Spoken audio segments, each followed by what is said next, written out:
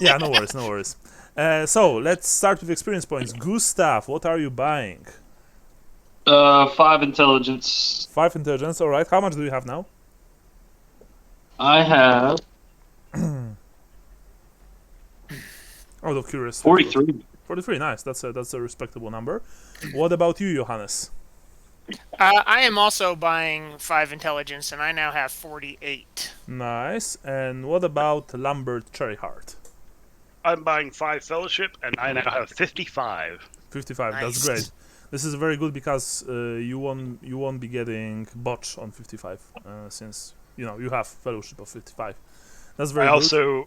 I also need like 5 more. I need 5 more fellowship, and I need like 5 more weapon skill, and then I can find out what my career advance kind of shit is. I also need to get 2 wounds, but that's fine. Yeah. Wounds are easy. Sure.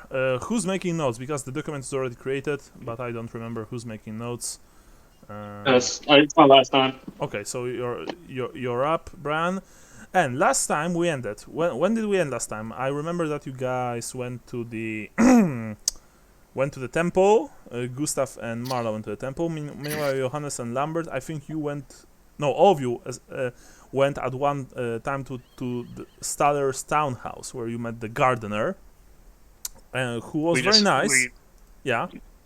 We discovered that the person who's been like meeting with people is a vampire. Well, definitely he's sinister. That's for sure. But yeah, of course there are opinions that theories that he can be one of the unquiet dead. Ooh, the spooky nerd. Spooky nerd, yeah.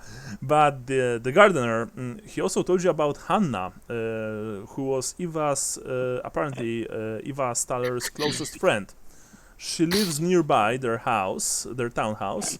And while it is pretty late, I remember that we ended when you were thinking about visiting her today or tomorrow. So you're standing in the northern part of Altdorf, in one of the better neighborhoods near the Königplatz, the Square of Kings. And what are you going to do? Tell me. What time is it? Well, it's early evening. I believe the next stop was the Temple of Moor. Is that correct? Yeah. Or no, it was, but we're right by this girl's house. Yeah, you are close to Hannah's house, if I recall. It's late in the evening. I mean, we could visit Hannah, but I don't see us going to the Temple of Moor until tomorrow, tops. I don't want to go to the House of the Dead at night. I don't think I'm out of hand here, guys. Do you want to party? Boingo boingo on this. Well, I was just thinking of the Return of the Living Dead when they go to hang out in the cemetery, waiting for their friend to get off work. Oh. Don't want to go down that road. Yeah. Brian, you were saying something, but you were very quiet, so I didn't catch that. Oh, yeah, that's probably the safest place from any strangeness with the dead that you're talking about. It's got all the priests there. Yeah, but we'd have to trek over there, and I think if we're right by Hannah's house, we might as well just stop by and see if we can see her, and if not, we'll come again tomorrow. All right, fair enough. I figure but otherwise, yeah, let's turn in for the night and start again fresh in the morning is my suggestion. So what's the plan with Hannah then? Go visit Hannah. Go see if she's available now, and if she's not, we'll make an appointment for tomorrow. Okay. What about you, Lambert? You're saying anything? No, that's totally fine. That's what I kind of wanted. Marla just nods her head. You've been given the directions from the gardener. A pleasant enough, but also rather simple fellow named Donut. not like not the donut. Yeah, not the pastry, but Donat. That's his name. And yeah, that's how you say donut in German. Yeah. We're just terrible Americans. Let's face Yep. it. Oh ja, es ist ein Donut, bitte. Yeah, anyway, you are traveling to Hannah Edberg's place. She lives in a townhouse similar enough to the one that the Stallers have, although hers is slightly more colorful and also slightly smaller. As you approach the gates, you see that there's a like a valet booth right behind the gate, and as you are approaching, an elderly man in a uniform walks out of the small booth. He wipes his mustache with the side of his hand. You can even from here you can smell the onion and garlic. Coming from him. He was probably eating some kind of late meal. He looks at all of you, and he looks slightly less friendly than Donut. Yes, can I help you, gentlemen and lady, this fine evening? Yes, we're here to pass a word with Miss Hannah. Why would you want to speak to a young Miss Edberg at this late hour? You should probably return tomorrow, ideally before noon. Unless it is something very important, of course. Well, Hey, good stuff. Hey, good stuff. Gustav, I think he's speaking to you. Good stuff. yeah, I'm not good stuff. Hey, down here! Down here! What's the name of that dead lady? That lady that died. Or no, she's not dead. Well, missing. Where is she? Eva. Her name Eva. is Eva. Eva, that is it. We want to talk to her about Eva. Uh-oh. He looks at you, and he looks at you, Lambert, and he furrows his brow. You're speaking about... evening soiree. Tomorrow night. No. We want to talk to her about Eva Staller. God damn it. He now looks at you, Johannes. That's a name that shouldn't be spoken too loud in Naudorf nowadays. But he says, after a second's hesitation, Miss Hannah was Eva Staller's closest friend. You also don't really look like trouble. He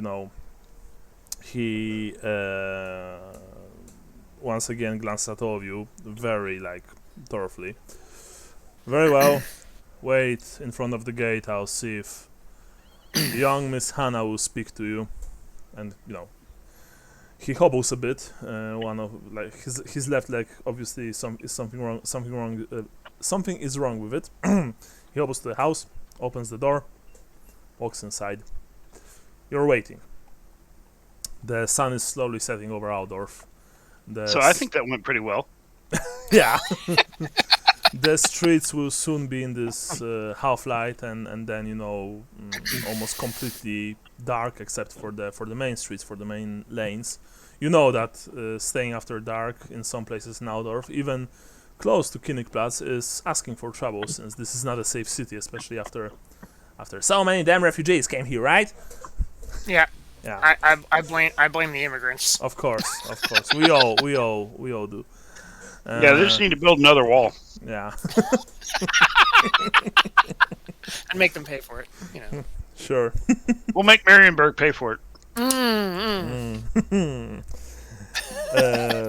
So you are probably watching around, looking around yourselves. Like I said, this is a nice neighborhood, so you feel pretty safe here. But after learning about this whole Hebert fellow, and after what Lambert told you about the the unquiet death from the province near his province, you are all probably pretty spooked. Of course, you can tell me otherwise, but given your character's profiles, I would guess so. Gustav, what do you think about all of this? I'm still a little confused on what a vampire is, but it sounds terrifying. Yeah. It sounds bad. Yeah. My mental image is all over the place, but What about you, Johannes? What do you think about this whole deal? Yes, I am not 100% certain that it isn't just more rustic superstition, Mm-hmm.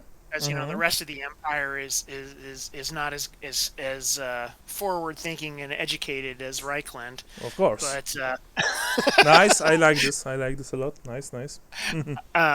but I'm beginning to have doubts, having seen this guy in the flesh, so to speak. Like maybe there's something to it, and it will require further academic study, I think. Very pale flesh, I would like to add, of course. Yes. What about you, Lambert? What do you think about this whole thing? About like the whole thing with Staller and Yeah, the with vampire. Stallers, with Hebert, with this whole job from the wacky Kislevite fellow. It's a weird job, man. But like we've been here in the city for a bit, and we've done nothing but weird jobs. Like it's at least this is easier and more familiar than dealing with some nut job in a fucking House of Inventions who wants us to take on the fucking watch. I'm not doing that shit. No, like taking down a vampire, I don't think we will. I think we could probably redirect it's that not kind of just wrath. that. Though. There's the accusations of cults and witch. Nobody's accused us. All right. We're getting very close to it. Yeah. Yeah, True. but we haven't been accused yet. Well, And well- I mean, it's really easy. Like my grandmother's sister's stepbrother's mother told me once of a very, very powerful way to counter a vampire. If we're ever worried about that, is apparently they suck at counting and they have to count everything multiple times. Get out all the just random shit in your pockets, just throw it at them. Like throw your pocket sand at them. That or I don't know. Garlic. Maybe garlic smells. It's pretty. Maybe they just don't like a stallion food. Start playing the Monster Mash and they have to dance. maybe that's why this valet, says Marla, maybe that's why he was eating so much garlic that even from here I could smell his breath. If we run into it, you can throw your holy book at the vampire. Oh. Gustav, you have a holy book? No. Oh, I thought we had a priest. I thought so too. No. Not a priest. Where'd you get that idea?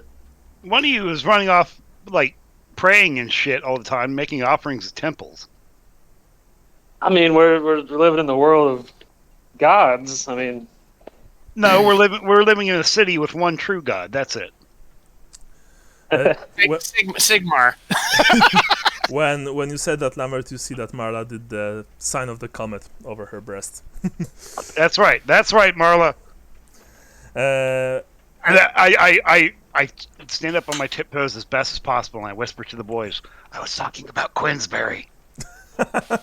Yeah, I figured. Yeah, no. sorry, Johannes, go ahead.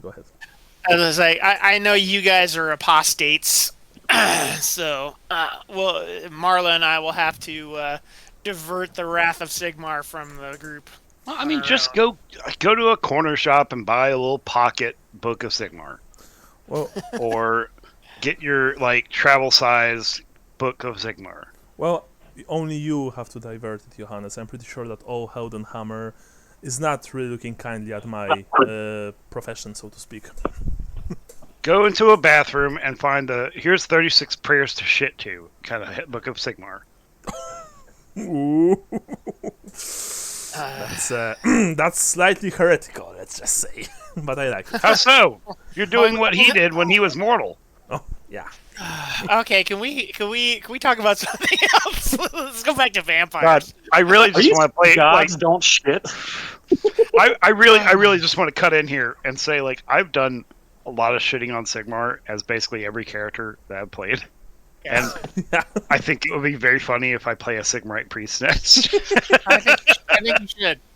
All right, I think I will. Marla says, I think we should be very careful about what we are talking about, and when and where. And she points at the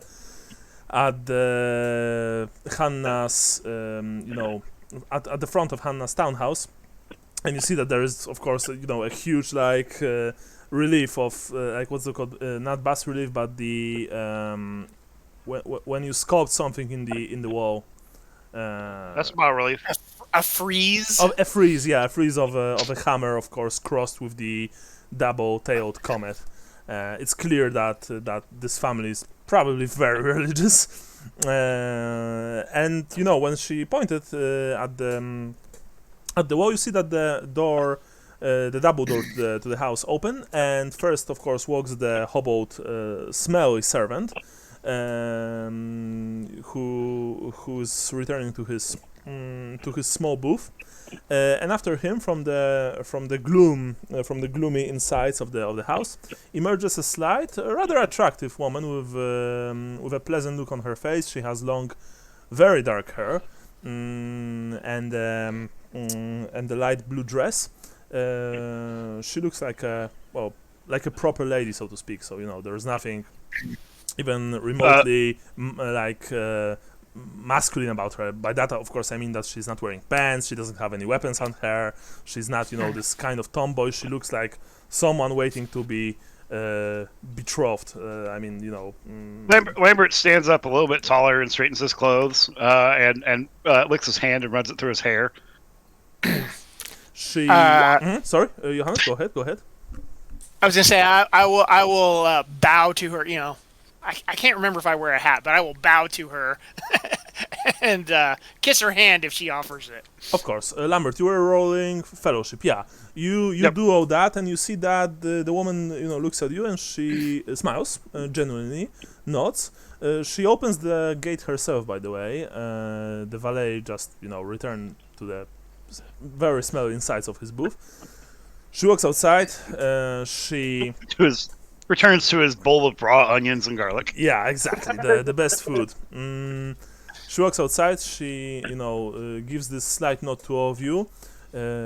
Meine Herren, meine Frau, she says, looking at Marla, who is like, you can feel, Gustav, that she's giving you this look like, is this girl serious? Well, good evening. I've been told by my servant that you came here to speak to me about, and you see that there's a shadow falling over her face as she's saying the name, about Eva. I am Hannah Edberg. Very pleased to meet you. And of course she gives all of you except Marla her hand to kiss, which is like completely normal in this, in the Empire society. Are you kissing it? I am, for sure. Yeah, sure. You kiss her hand. Lambert? That's all right. I'm fine with being sloppy seconds. It's all right. I'll do it. I'll do a big flourish before I do so. Of course. But yes. Gustav? Yeah, but just as a formality. All right. I'm not gonna snipe on her finger or nothing. Yeah. And No tongue. when she takes your hand, she looks at Marla. Marla just nods her head and smiles slightly at her. Hannah looks at all of you, and you see that she's trying to be polite, and she's polite, but there's also pain behind her eyes, and she looks at all of you in this in this worried manner. So please tell me, how can I help you? And actually, why are you asking about my by my departed friend? By my dear departed about my dear departed friend. My dear lady, we were unaware that she was departed. Well, yes, she and her father have been, and she speaks very quietly, unjustly murdered by the state because of false accusations. I knew Eva all of my life. She was my best friend, and I will not ever believe any talk about her being a heretic. Nor her father. Johann Staller was a stern but good man. I have a way with words, my lady, but I'm going to pass this off to my compatriots here. They know more information on this than I do.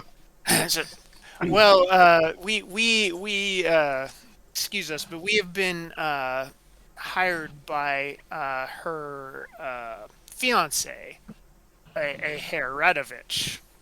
Were Oh, you aware of their relationship? she, she puts her hand on her forehead and she like scratches it, squeezes her eyes. It looks like she has a slight headache, or maybe it's just very tired. Well, I knew that her father, he forced Eva to court a man named Hebert for a short while, but Eva hated him.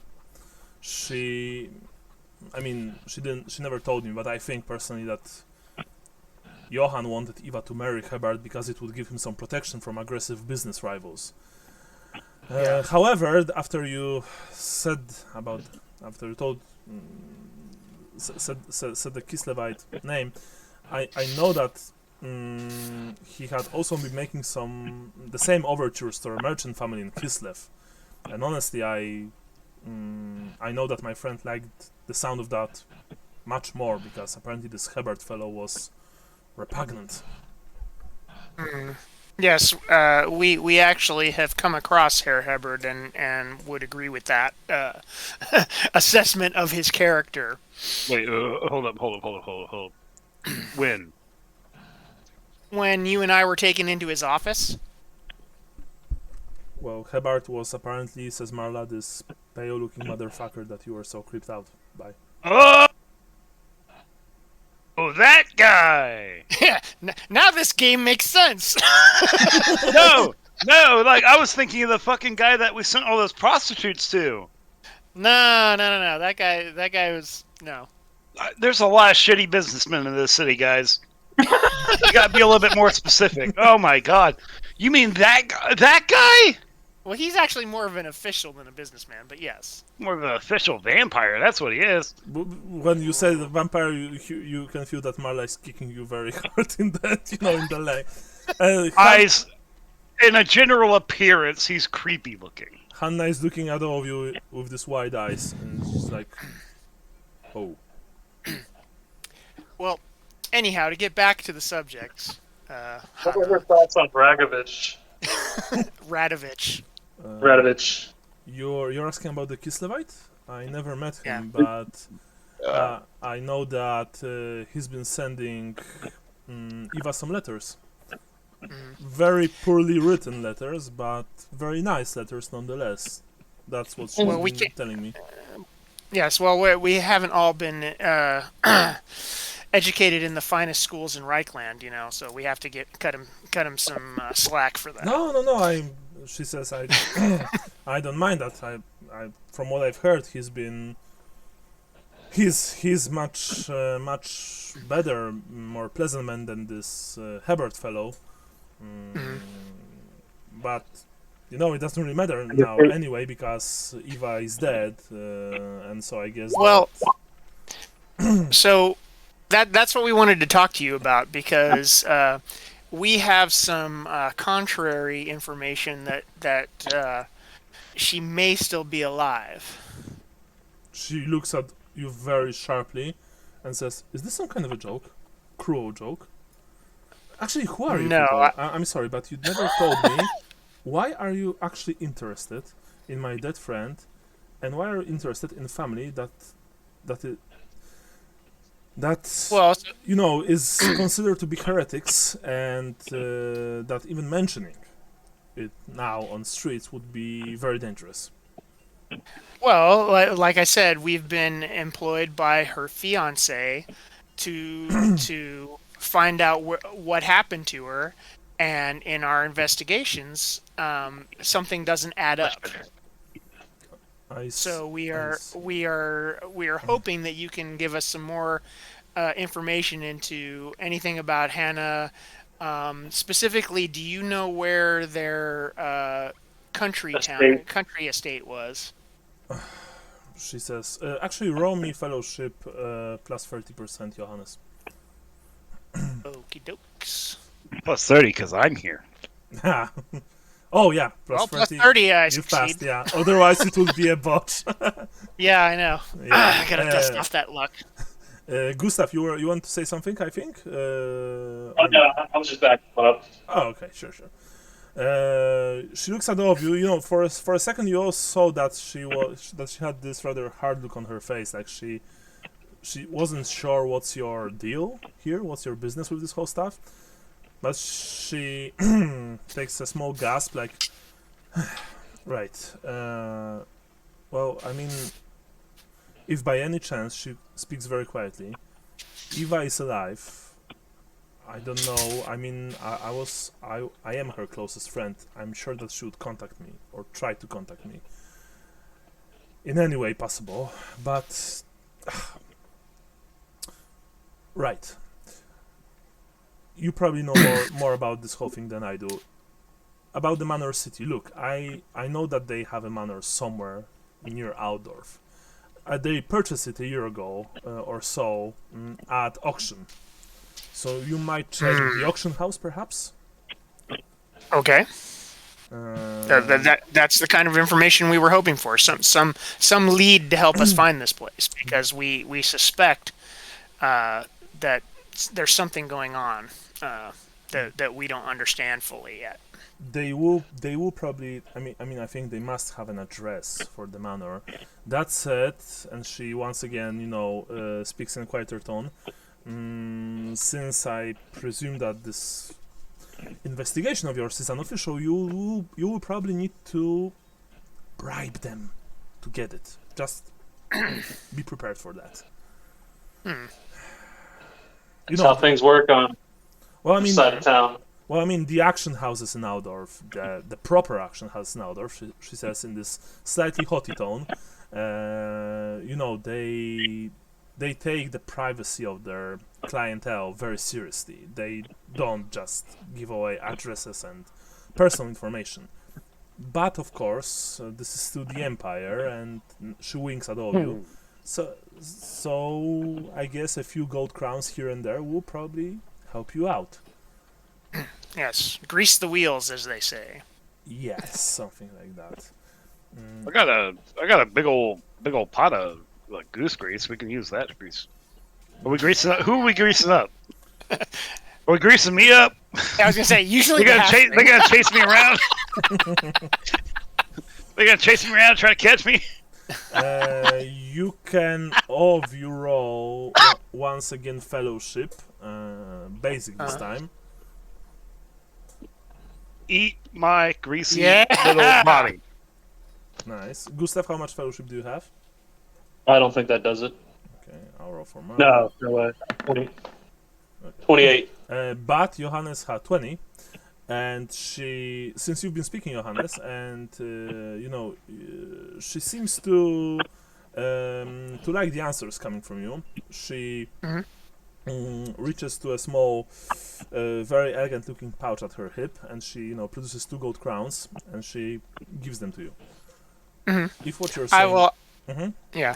Well, I was going to say, I will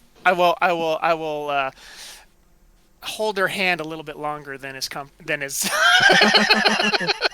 Just elbow nudge him real quick. Give him that not at all am I concealing this. This is obviously hey, you're being super sly and I'm being super fucking obvious. Yeah. When you held her hand a bit longer, you see that she blushed up a bit, and but she quickly left the coins in your hand. She took her palm away, and she's saying, "Look, if what you're saying is true, and Eva and her father are alive, then consider this the least help I can give you. Maybe,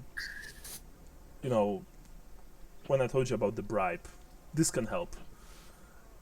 If you if you learn anything about the Stallers, you can visit me and tell me, and if I'll be able to help, I will."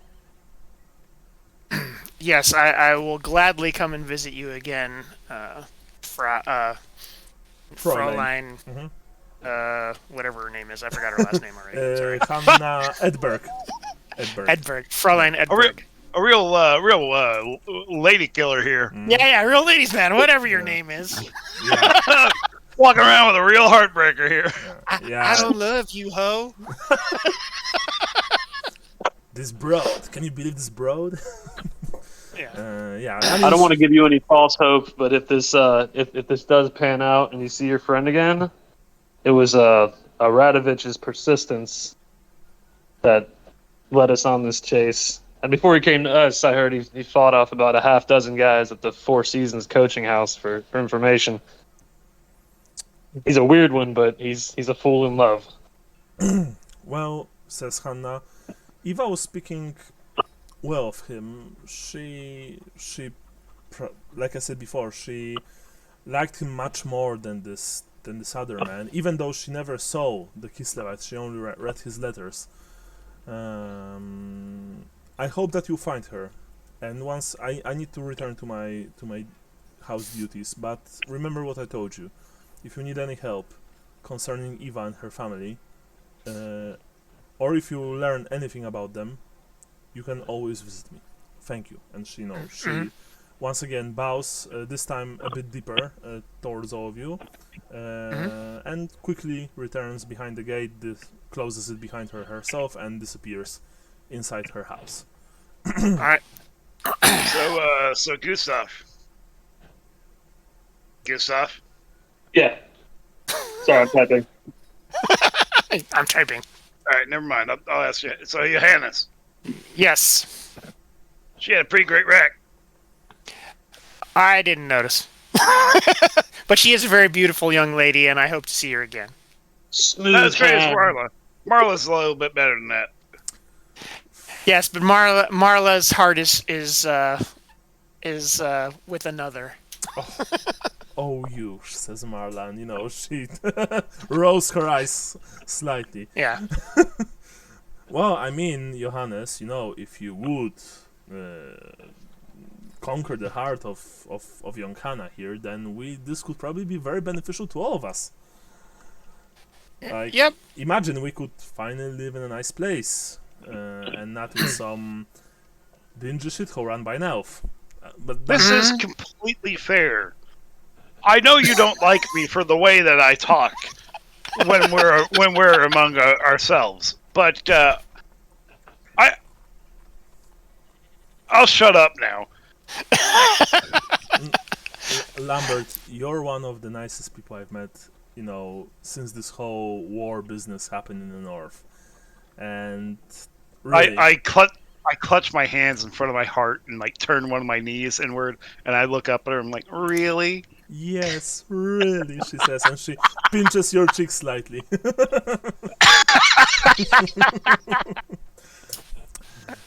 But now I think we should eat something, don't you boys think? It's been a long day. Yeah, I feel like Lambert's hangry. Yeah. Yeah. Kind of a pretzel or something. I think we should head home and get something to eat and compare notes. That's a good idea. Let's hit the Shepherd's Swan before it gets completely dark, says Marla. After this entire talk about, Yes. and she very quietly speaks vampires and other stuff. I have the creeps. Yeah. Yeah. And with that, you probably, I believe, head home. Yes? Yes. And I want to take a quick break to go get a drink. Yeah. Me too. So we'll be right back. Okay. Cool. What's up, Brian? Hey, what up, man? Not much, buddy. How you been? I've been good. I'm actually about to do the same thing. Go find a beverage. Oh, okay. Bye. See you, man.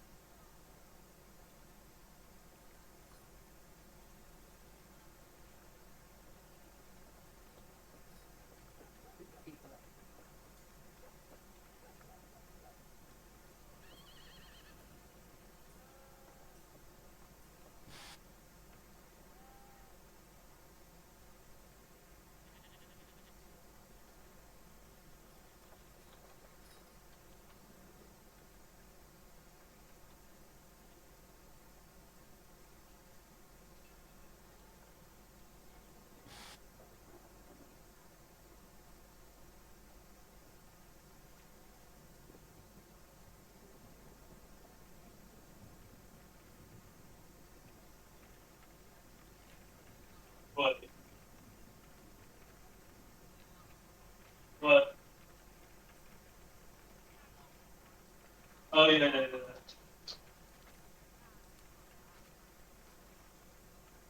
Okay, have returned. You there? Anybody? Hey, what's up? Sorry, I was on mute. Hey, what up, man? No, I was looking at Rogue Hobbies miniatures. Does she just have the one out right now? Yeah. I just saw that video. I'm wanting to see more. I don't really give a shit about the Goblin. I'm wanting to see more. I like her painting style a lot. Her and what's his name? 52. I like 52's painting styles a lot. I don't know who that is. I've seen hers though. Like she's a lot of bright colors. 52 plays a lot with like light and more contrasting paints. Not contrast paints, more contrasting color.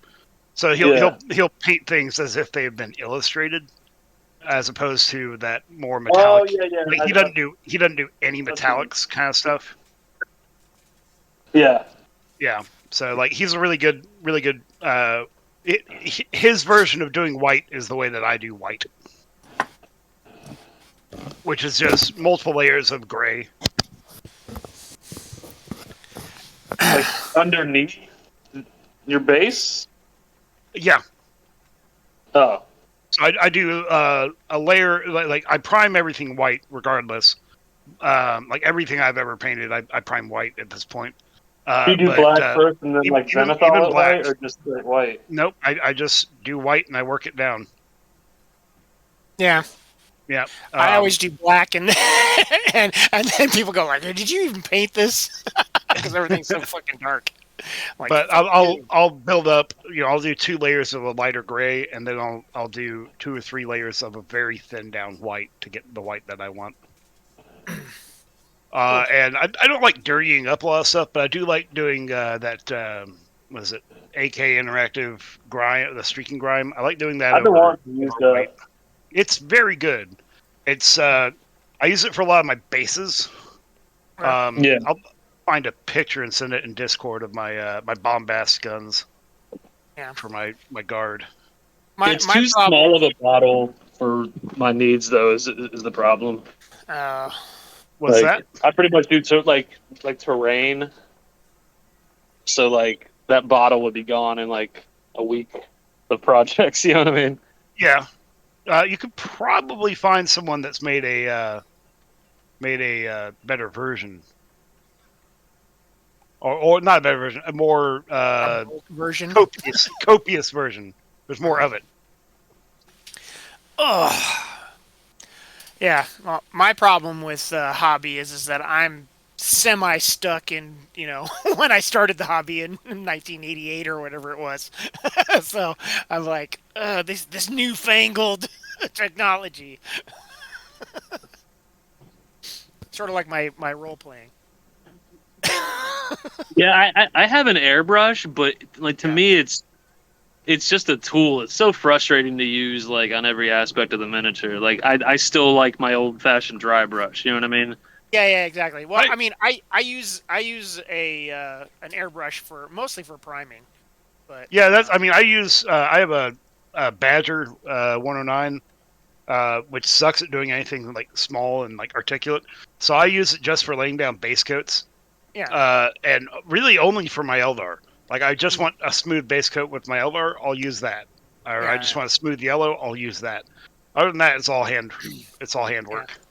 Yeah, well, I've been shit with spray cans, and I found out the hard way. Like, oh yeah, in Arizona it's so dry that the fucking paint like dries on the way to the model, and then you get this like you get that dust effect. Yeah, fucking hell. So I was just like, you know what? And of course I bought like all this, freaking Liquitex acrylic spray paint. I was like, yeah, this is awesome. And then I'm like, oh shit.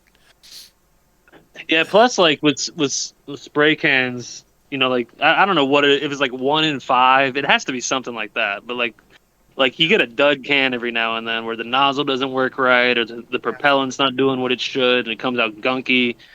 Right. So I always test it on a piece of like MDF or something first, just to see how it comes out. Yeah. Well, and that's the other thing too, is because so I was like buying different tips, for they have because of course they have fancy tips, nozzles for the Liquitex stuff, and clogging those, and that's the other thing with like spray cans is if you're painting, at least for me, if I'm painting miniatures, I'm not using the whole can, so I'm like, hopefully it won't clog and fuck me up, and then I've paid, whatever for this can and gotten like a tenth of it out.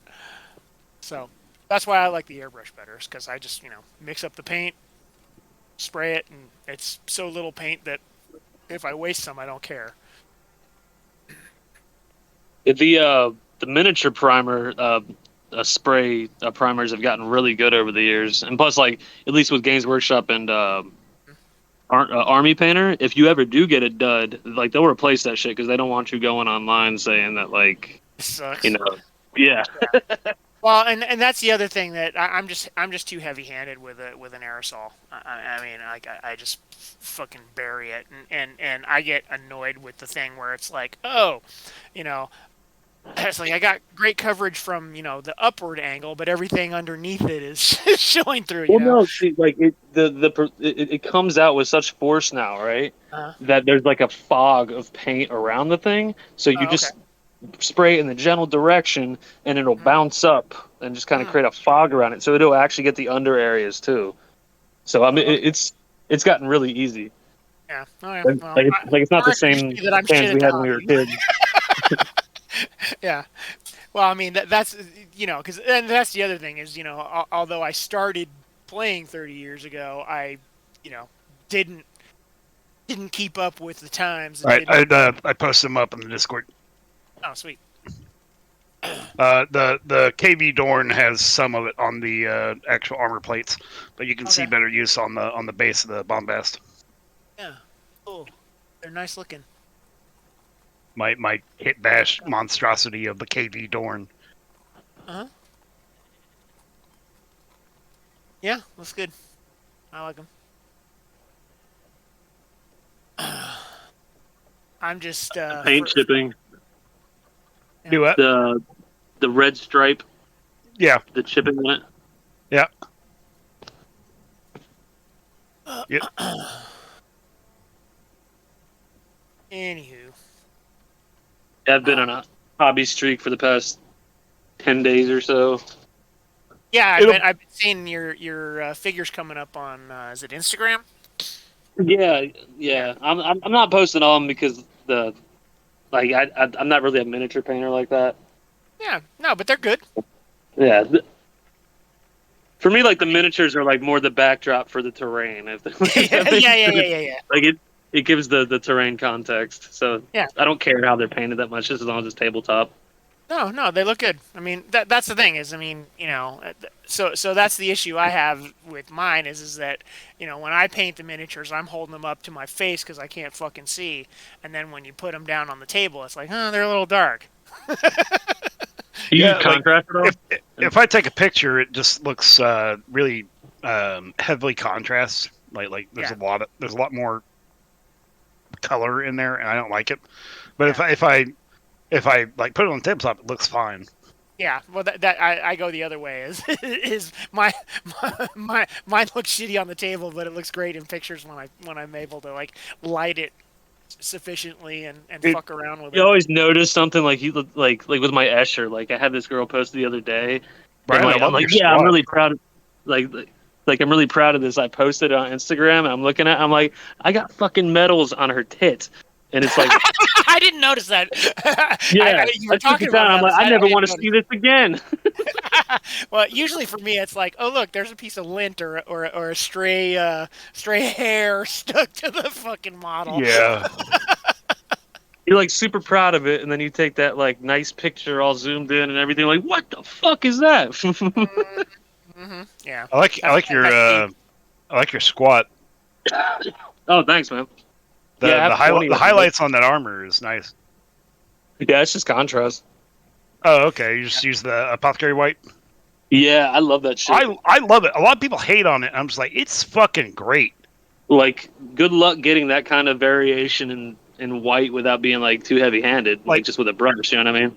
I can do it if I thin down basilicanum a lot. I can kind of get it, but like I'd just rather just use it straight out of the pot. Yeah, I struggle with. I've had some success with contrast, but I mix a lot of my contrasts. Like I'll Me mix them too. together. Yeah. Stuff. I'm Yeah. here. Look, Sorry. like, I'm that's here. what really shines, especially if you use the contrast medium. yeah. Like that's when you can start like there's like a vampire skin recipe I have that's really good, where it's kind of like this bluish, like pale. I don't know, but there's like all sorts of stuff you can make up from there. Like that's what really. Brian, Yep. do you do commissions on terrain? I used to. Oh, I pretty much just sell what I've already made at this point. do you have like a catalog of that stuff? Oh yeah. I'll have to find Anything. that. I'll put a price on anything. I mean, I'm not willing to sell everything, but I'll put. Yeah. Yeah. I'm trying to make a Bostorian in the Hive City kind of theme table. Nice. Okay. Yeah. I definitely have a. I could put a box of terrain together for you. Like what kind of price? I mean, I don't know what your usual rates are, so just shoot me a number. I'll think. We're wheeling and dealing, Michael. Give me a minute. Sure. Yeah. Well, $1 We'll talk about this million later. dollars.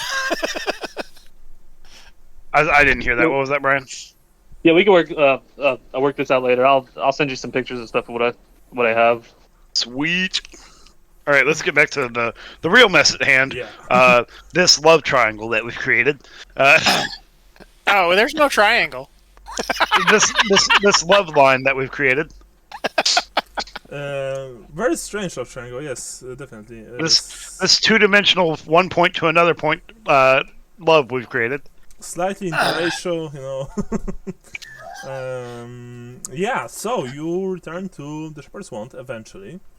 When you pass through the door, it's already completely dark outside. Since even though it's really not that far from where you visited Hannah, it's still quite a distance. There was still quite a distance to go. Plus, of course, I don't want you to roll really for that, but remember what I told you about Altdorf.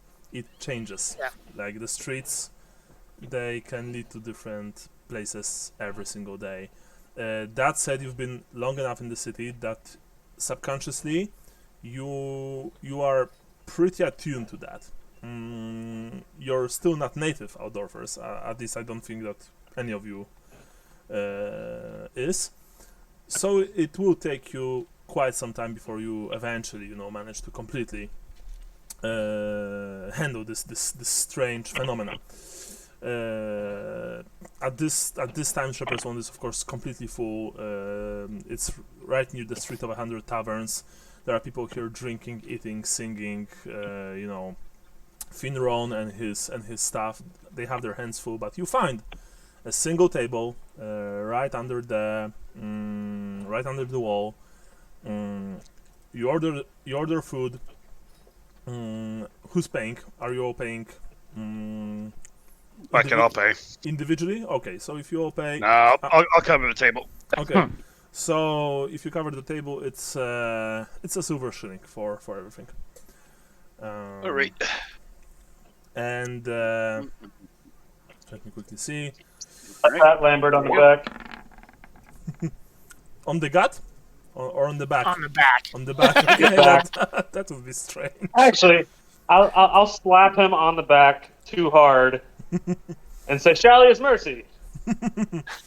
Boys, and actually girl, good. Marla. When I say boys, I don't mean just the boys. I mean you too. But it's a halfling thing. Boys, it's been a hell of a day, and we're gonna probably die tomorrow. I hope not. I just don't like going where the dead can walk. So I'm gonna go cook. Okay. Eat, drink, and be merry. Yeah. Are we gonna get to eat any of whatever you? Oh make? yeah. I'm sending it out to you guys.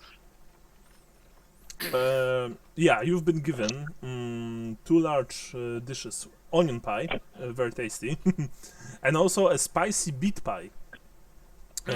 Plus, of course, there's something to drink, and this time it's you can see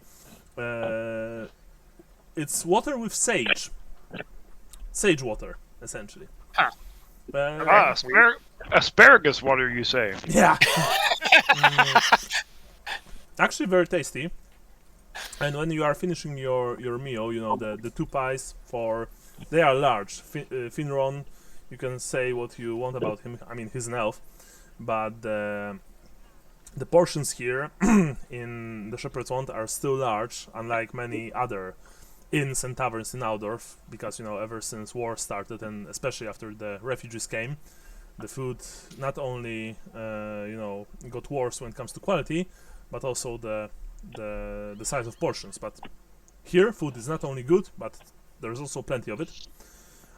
So you are finishing your sage water, and Mara looks at all of you, and you see that she's not looking to she's a bit concerned, and she asks you, so what's the plan for tomorrow? I mean, because for what it's worth, I think we are getting ourselves into even worse business than, you know, the last time with the with the totally not watchmen extorting people for money.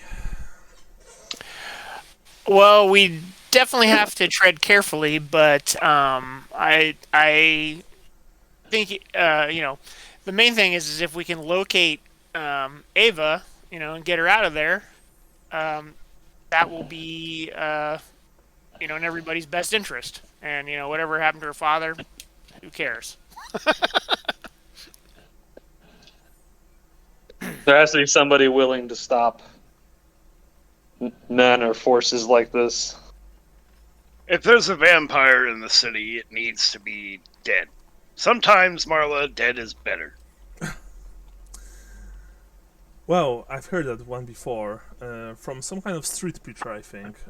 Old guy, sometimes dead is better. He was saying something like that. Sometimes dead is better. I know you don't want to go down that road. But do we have any plan? Like, what do we want to do tomorrow? Are we going to the auction house to look for the address? And if we find the address, what then? Are we going there? To the Temple of Moor, I suppose. I believe we split the effort. Yeah, I believe we need to go both places, and I think that perhaps splitting the effort might be better. I'm just trying to think of which team would be better. One party is going to need money to grease the butts of the auction people. Well, technically, I hate this is not the best way to do this, and we're in the middle of a crowded tavern. So, in the ballpark, how heavy is your pouch of 10? Pouch of what? How much? Essentially, in my clink? games, a single gold crown is usually a single point of encumbrance. I'm saying, how much clink do you have in your pouch? Oh, okay. Well, if you're asking me specifically, I have 39 gold crowns. All right, cool. We found out who's going to the auction house. Sweet Sigmar, says Marla. We have a friggin' merchant here. That's the plan. Marla, I know you're kind of I'm quietly counting my money in my purse. I know you're not really into going to the House of the Dead, so no, I understand if you don't want to come. I mean, wait, but you were saying, okay, yeah, I think I would prefer to go to the auction house. No offense, I respect Father Moore a lot, but the Moorites, they're giving me the creeps, okay? Completely understandable. Yeah. So, how about I'm gonna take 10 gold discreetly and hand it to Lambert. Okay. And say, use that at the auction house, and we might want to throw in some more on top of that because this is an auction house. They're used to handling I'm large confused. sums of Am I money. going to the auction house? Oh, I thought you. Apparently. Yeah. I mean, It sounds like get, Marla I doesn't want to guess. go to the. I thought you were Oh. just saying. Okay, never mind. So me and Marla are together. No. Marla, this is news to me. I mean, I want to go to the auction house with one of you. I don't care which one, to be completely honest. I'm not going to the Morites. Thank you very much. Marla, you wound me with those words. Oh, Here, come on, Lambert. You want to be a politician. You need to have, thicker hide. People Oh, I've will- got plenty of a thick hide, honey. You just haven't seen it. here. Me and Marla went to the temples yesterday. How about you guys go tomorrow? And then Yeah, we'll I'm handle it. fine with going to the temple, guys. Yeah, the Okay, well, here, I'll- moot has its fair share of dealings with that shit. I will go. I will go to keep him from being strung up by the priests. Oh, I'm sure they'll be ecstatic to meet somebody who's been around that kind of crap before. I'm gonna Mhm. give you 2 pennies then, and say to light 2 candles for me. You don't have to give me money for that, buddy. I'll handle it. Yeah, Okay. but it's common. You're supposed to pay when you do. Yeah, no, I'll handle it. It's all right. All right, Appreciate it. The gods will know it didn't come from him. but Well, like the gods will respect the wishes of this man, and will more so respect the wishes of me when I give them a whole goddamn crown. True. yeah, but Yeah, out of curiosity, all right, let's say that tomorrow trip to both the auction house and the Temple of Mor is a success, and we know the location of the Staller's country house. That's what it's called, right? Country house. What Yes. then? Well, mean- I would say, yeah. a little B&E. Well, I would say, yeah, we need to go out there. But what I would say first is so let's go to these 2 places, meet back here, and then figure out where to go from there. How does that sound? Okay. But No. ultimately, yes, if we locate all roads apparently lead to this country estate. Well, Right. hopefully it's the Morites that go there. If that's where. Well, I mean, one, But we've been hired I- by the Kislevite, not more. right. I think us being able to unleash the Morites on this guy without any proof is going to be next to impossible. So And I it'll do. get us in trouble, like saying stuff about people Yeah, being. yeah, that's what I wanted to say. Thank you, Johannes, because and she whispers now. Because with the Morites, you have to be extremely careful. I mean, the whole talk about the unquiet dead, stuff like that. Like, aren't Morites very, very sensitive to this kind of talk? You know what I mean? They're like the Templars of Sigmar when you speak about heresy.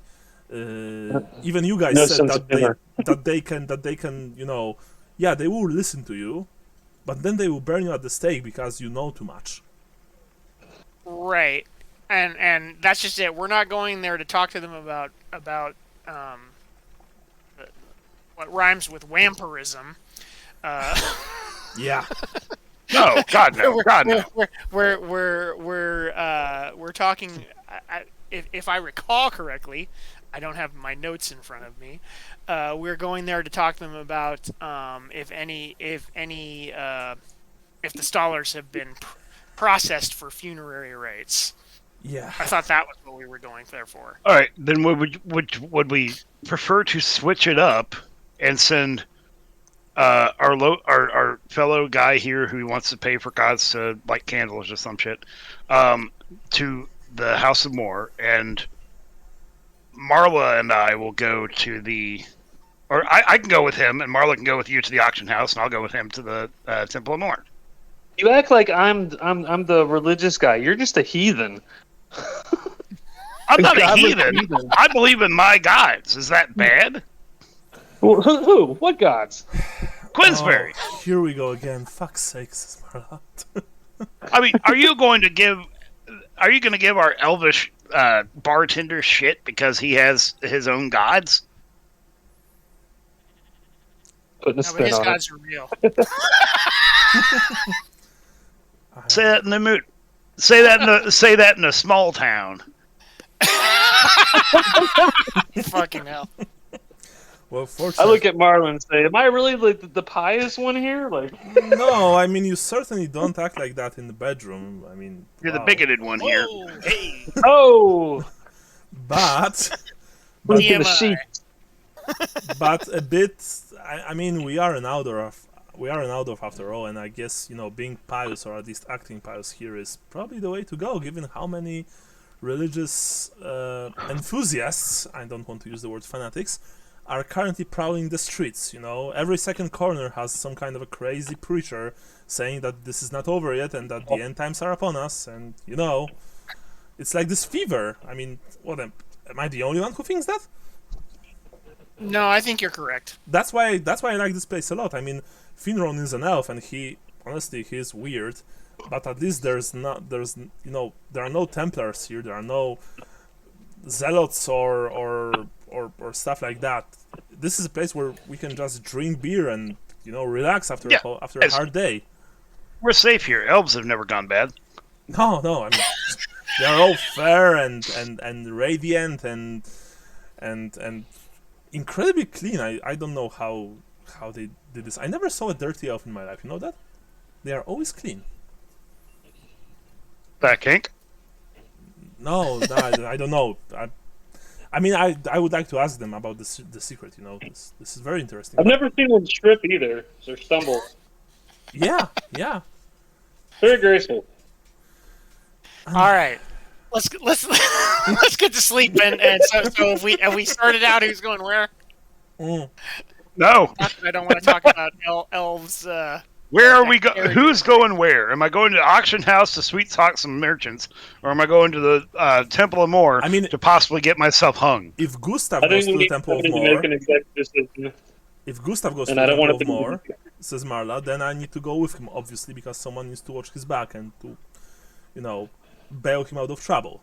I would prefer not to, but Well, I mean, I can go with. How about this? How about Marla? You and Lambert go to the auction house here, Lambert. I'll give you the 2 gold that Hannah gave me. It was a present for you. You keep it. Here, you take my 10 gun because you might have to come heavy. This is an auction house. They're used to dealing with large sums of money. Like if you just slip them a gold, they'll. But anyway, okay. So Lambert and Marla go to the auction house. Gustav and I will go to the Temple of Moor, and I will watch over Gustav for you, Marla. Nothing untoward will happen to him. I promise. thank you. So it's agreed. Marla, we get to do what we love, which is taking rich people for all they're worth, and they get to do what they love, which is prostrating themselves in front of gods. Yeah, that's It's win-win. yeah. That sounds good to me. Oh, and just one more thing, says Marla, and you see that she's looking around herself nervously. You boys, I mean, especially you, Johannes, you told us about this strange encounter you had today when Creepio, ran away. There were some people trying to ambush you.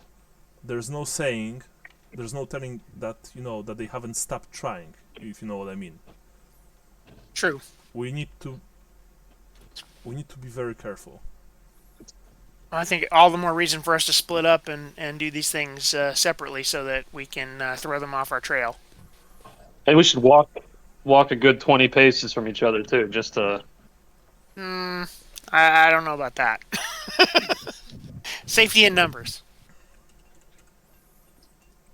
Well, I mean, they still attacking someone in the middle of the day in Altdorf.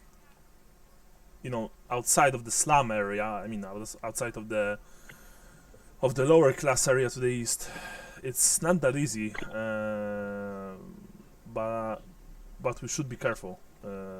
Those people, they will probably wait for the perfect opportunity to do us harm, or at least to to try and do something to us. I think. Yeah. You had a lot of luck, Johannes, today. I mean, but luck is a finite resource. Let's just say. Well, I'll just. There's no shame in running. I'll cross my fingers. Yeah, And- yeah, you are right. There's no shame in running, assuming that you'll be able to run. Yes. Yes. Just keep your wits about you. Anyway, after that, you are all you are all finishing the last scraps of the pies. You're drinking the last sips of the what was it? The Sage water. The sage water, yeah, the sage water. I need to check if there really was a drink like that because it sounds very interesting. And you go back to your rooms. Now remind me, do you like right now? Have you all rent a single room, or do you still have like a few different ones? Because I recall that I think all of you moved to the Shepherd's Wand. Yeah, I don't remember the specifics. I thought we were all still sharing a room, but maybe Marla. We all had beds, but it was Yeah. one room. I thought Marla had her own apartment, but Yeah. Actually, yeah, she's returning to her apartment. She tells you that she'll be here, of course, first thing in the morning. And so three of you, Gustav, Johannes, and Lambert, you go back to your room. And honestly, after this whole day, you are all exhausted, you are all tired. You are also full of, admittedly very tasty food, which makes your eyes just close themselves. And so you go to sleep, and you sleep about pale men laughing in a sinister way at you, and chasing you with burning eyes. But like you're not dreaming about this man the whole night. There's just a bit of him in your dreams. Another dawn rises over Aldorf eventually. Not that many roosters, of course, in the in the capital of the empire, given that it's not a rural place. But there are various bells, temple bells, and just your standard city bells used for counting time. And once again, you've been woken up to the sounds of the streets outside, the street of 100 taverns. Even very early, is full of people who most of them are nursing their hangovers from the previous night, and they are of course looking for a way to combat said hangover. And the best way to combat a hangover is beer, or some kind of herbal remedy. But mostly people who are traveling the streets of 100 taverns or 1,000 taverns, as is also known. They're just looking for some light, drink to have right before they start their work or their academic studies or their shifts, whatever you want. You all meet very early in the common room. You sit at the table. I get up extra early and shave. Yeah, you shave. Yeah, I'm going And to get anybody as else who wants to clean as shave? possible. You want to shave? I'm getting a bath and a shave. Oh. You're getting a bath. Okay. The bath will cost you 4 pennies. That's fine. 8 if you want a piece of grey soap. That's fine too. Okay. So That leaves me no silver. I've got 9 pennies and 22 crowns. Nice. Shave's on me. That's my industry. Okay. One of the servants. Trade. One of the servants in the inn, of course, brings the wooden bath to your room, Lambert. He gives you a small piece of grey soap. I'm going to pay for. No offense to Marla, but she probably also needs one for what we're going to be doing today. Pay for her bath as well. Yeah, well, she's not here yet, but for now, you are catching a bath. And Johannes, Gustav, are you waiting for your comrade to finish, or are you going to the common room to already order some food? I'll ask downstairs if anybody else wants to shave while I still have my kid out. See if I could pay for our breakfast somehow. Okay, you're asking a few people. Roll me fellowship plus 20%. Oh Lord. Are you going to shave people? Are you a Yeah, he's a singing barber. god? Nice. That's a very cool idea, Brian. I like that. Very Oh, nice. great way to work your profession in. Nice. Yeah. Damn, son! You have 3 people, answering your call. All 3, of course, are burly men. They are very bearded, and they're Man, saying, how much is a shave? for simplicity's sake, Gustav, we can say that for what you'll be earning from them, you'll be able to buy food for the whole squad plus drinks, and this is going to be good food. Like the high quality, not your common meals, but very good meals in this place. All right. All 3 of them approach you and say, "Yeah, we could." One of them says, "I could use some shave, boy. I mean, my wife." Some shave, boy. My wife tells me that. Get in there nice and deep. Fair. My wife says that I look more like a bird than a man nowadays. So, do your magic. I was gonna say, my wife wants me to shave my balls, so You gotta get really get in there. Don't be shy now. It's my wife says that she wants me to do what's it called, Brazilian depilation. Oh God! oh Jesus Christ! God! Yeah. That was one of my favorite memes. Was the goth wanting to get their asshole darkened?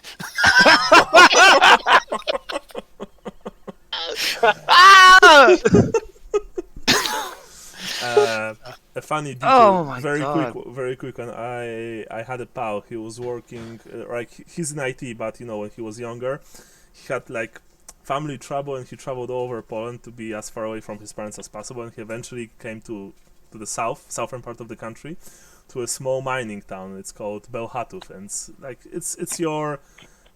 I think it's like in your Rust Belt, a place like in the something like that.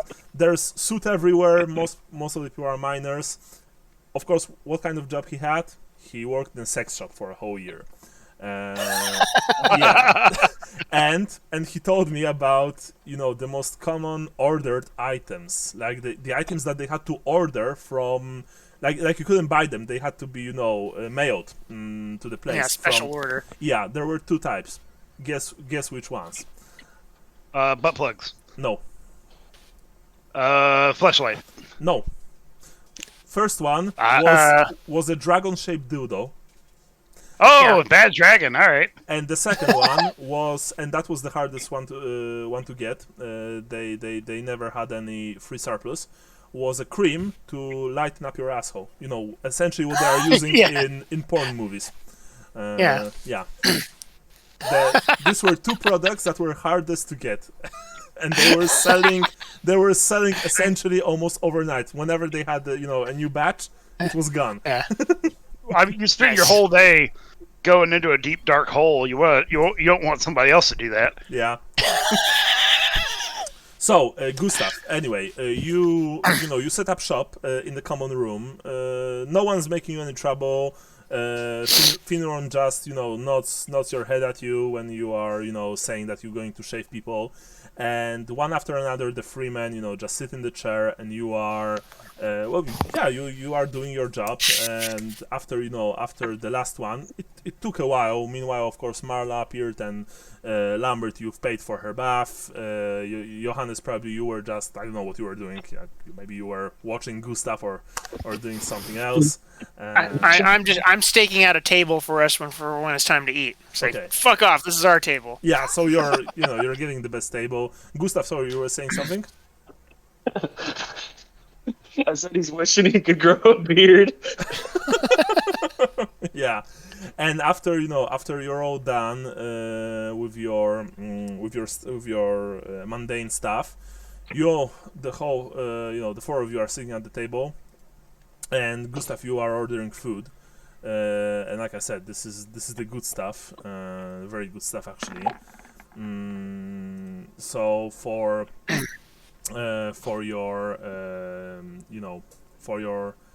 breakfast you're getting braised pork leg and sweet mustard. Ooh. Oh, Yeah. damn, that sounds good. And blood sausage and pickled cabbage.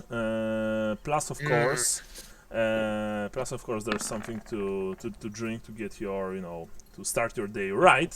And that is naturally brandy.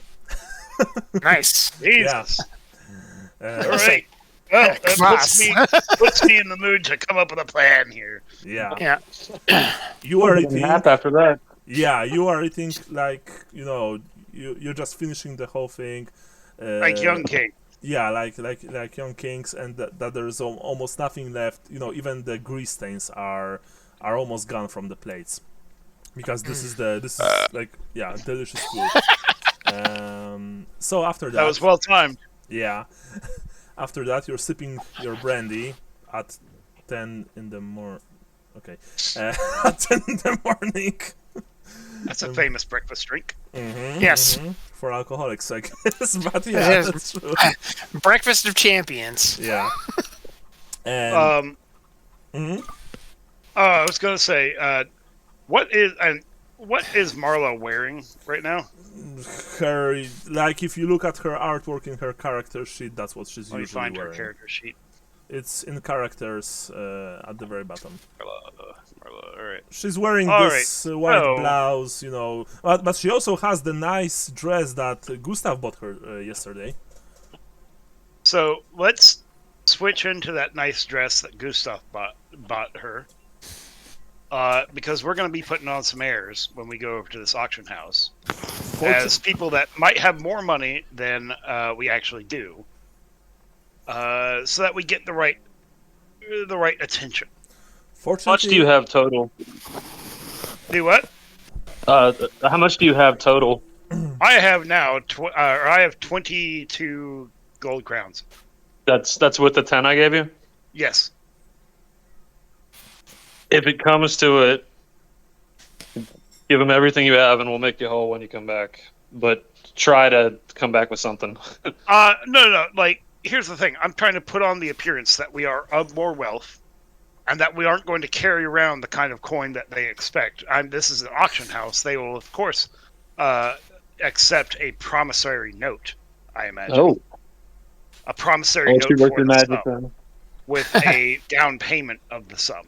Correct? 10%. Yes. Bottom line, don't spend all my money if you don't have to. I'm going to try not to spend your money. The whole Okay. point of this is to Even not better. spend any of this money, because it's our money. Unless you can get And- money from them and go in with more than leave with more. Marla, a change to the plan. Let's seek investment. well, I mean, look, I have my nice dress with me all the time, and she pats her. She doesn't have a backpack per se. She has this. Actually, she has a backpack. She pats her backpack. I can play the role just right, but I agree that we still want to earn money from this job. And Yes, I'm not saying we're going to spend money. I'm trying to put on the airs that we are of more money than we actually are, very well.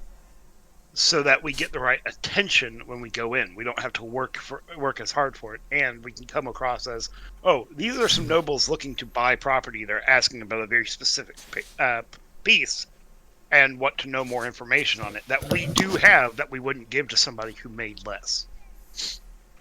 I like I would it. just be careful because you, for the time being, still live in this city. So That's fine, and for the time being, I'm also looking for a piece of property, young poor man. ooh, That was low, but pretty on point. She says. What about you boys? What are you going to do now? You're going to do the Morites, right? But what are you going to ask them?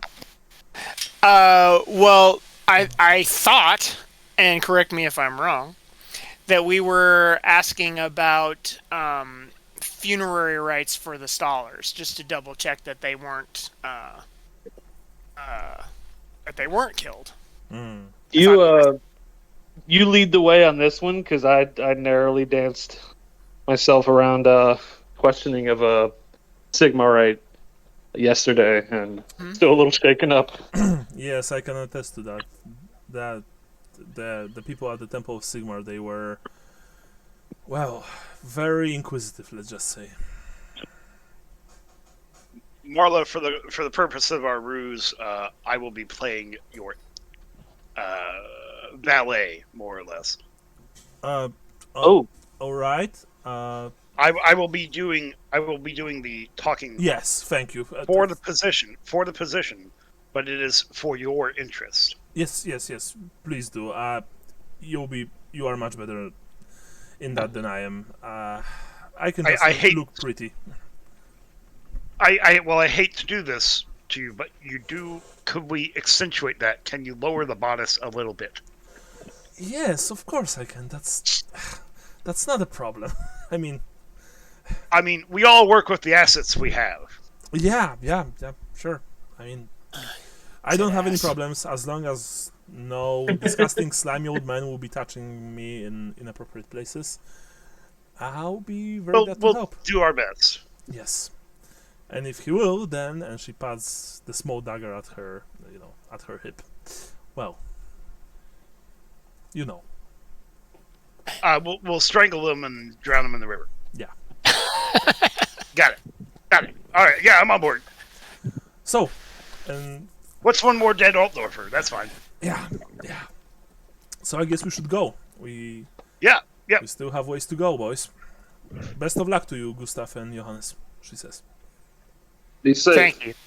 I switch out my common clothes and I put on my good clothes. They're in my pack. Yeah, she goes to your room, and she, emerges a few minutes later dressed in the very nice suit, very nice dress that you bought her, Gustav. Looking fine as always. And Lambert, you and the girl, you leave the tavern, the inn. And Johannes, you and Gustav, you go towards the local Garden of Moor, which is in the northeastern part. There's pink here. Pink. Okay. Let's just say,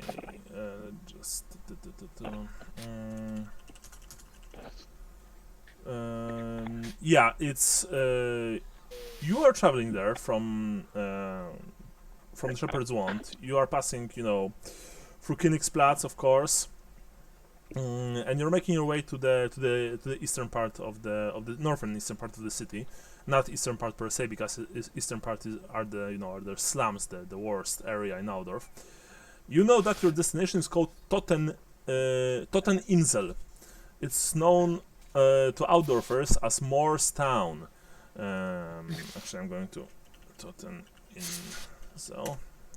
It's where all the incels hang out. Yeah, I was waiting for this joke.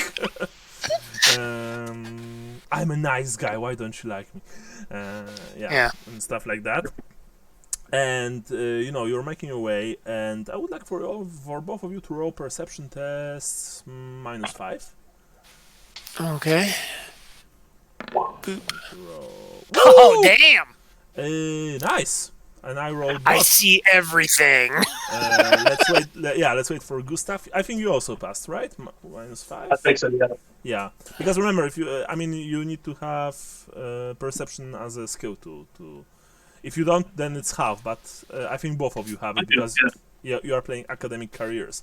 And I've rolled a botch, as you can see, 66, which of course was also ironically the last botch during my last botch during our last session. When you are when you are nearby the Staller townhouse, like not right next to it, but a few streets from it,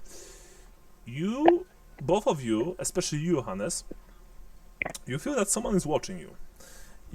Both of you turn around. Maybe one of you did that first, and then slapped the arm of the other one to do the same. And when you turn around, you see that like a dozen meters behind you, you are on a crowded street, by the way, so there are lots of people here. There are two men following you, very obviously following you. By very obviously, I mean that when you turn around, they both looked at you with this like they have very stupid looks on their face, like someone who got caught, someone incompetent who got caught, and I kid you not, they tried to run, to hide, but instead of turning in opposite directions and run like to the side alleys, they've both turned into each other and run into each other, slamming, like, wham! Noses first, out of the game. It's like the old slapstick comedies, when two guys are just running into each other because they and they fell on their asses.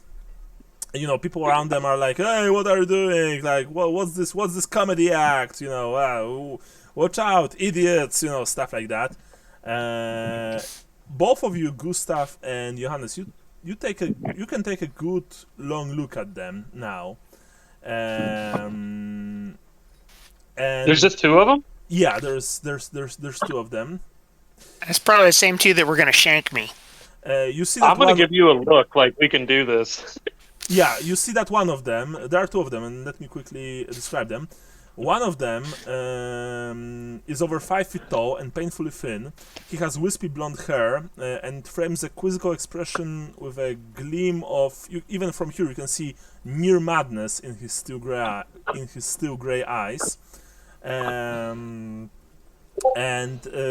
In contrast, his partner is a massive 6-footer with huge muscular arms, balding, short black hair, and beady eyes. If it were possible to read his expression, it would clearly say, "What time is lunch?" And and you see that Stop those men! We've been robbed. You see that the big man, he clearly has mayo shirt and leather jerkin on him. He also has a sword at his hip, while the thin man, he has also mayo shirt and leather jerkin. You see a sling hanging from his belt, and there's also a sword. They are both sitting on the ground, looking, stupidly at each other, and also clearly looking at you, and there's this gleam of hostility in their eyes when they are, looking at you. What are you guys doing? There's people around them? There are like dozens of people on the street here. This is Altdorf, near Königplatz, so there are merchants. I think we should. Yeah, sorry. I think we should try to ditch them. these morons. I think we should try to ditch them. I think one of them stole my bracelet. That man there! He robbed us! You are shouting this and pointing at them. Yes. Okay, I presume that you want to entice the crowd to do something about them, yes? Yeah. In that case, roll me I think if we can get there in time. roll me a fellowship plus 5% only, but still a plus. Nice! You are shouting, "This man stole my bracelet!" and you're pointing at the one of the two you guess thugs. I mean, they look thuggish. One of them, he's more of a ratty type of person, but the other one, he looks like your stereotypical Empire thug. And when you point at the man, and shout, the people are, they're like, "Whoa, yeah, look, I saw him grabbing the man's bracelet. Yeah, that's true. Look, he's a villain. It's clear that he's a villain. Let's stop him." And the half a dozen Altdorfers are just starting to pull on the man's clothes, kicking him, not beating him per se, but clearly giving him a hard time, and they're just the two guys are swarmed by the Altdorf citizens, giving you time probably to make your escape, I presume. Yep. Unless you want to join them. Nope. Okay. I want to ditch these motherfuckers. Sure. Me personally, I don't know what Gustav wants to do. I'm gonna follow you, I guess. Okay. So you're just making your way far away from I'm them. gonna defer to Johan's judgment here. Yeah. as far away from them as possible. Yeah, Michael will be back in a few. I also need to make literally a few minutes break. Sorry, guys. I'll be back in. Okay. In That's cool. I can go for a break. I'll be right back myself. Bye.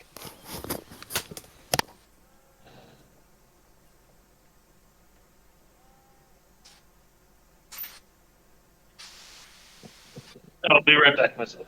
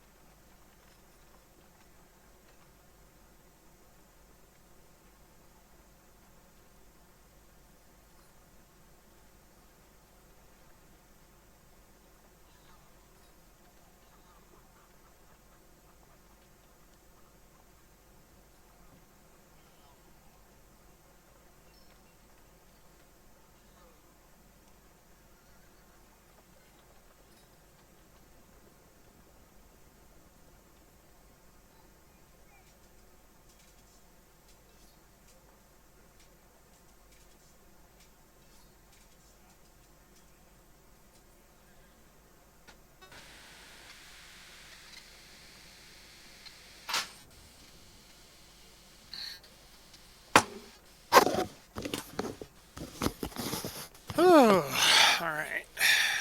Ugh.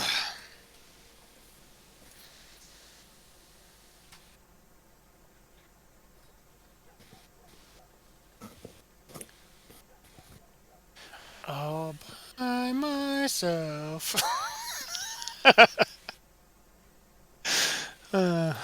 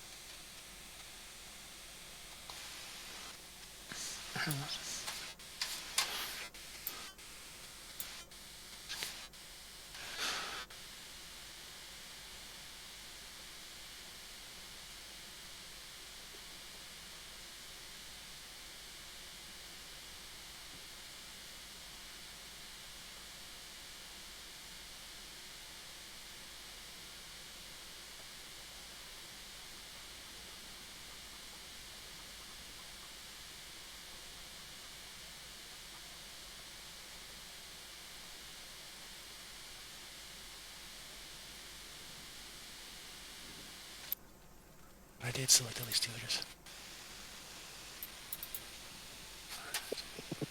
I'm back. Okay, cool. Yeah, I'm just here by myself. Just I'm screwing around with Blender right now. God damn it. I thought I understood how to do something, but apparently I do not. Alright, I got that one.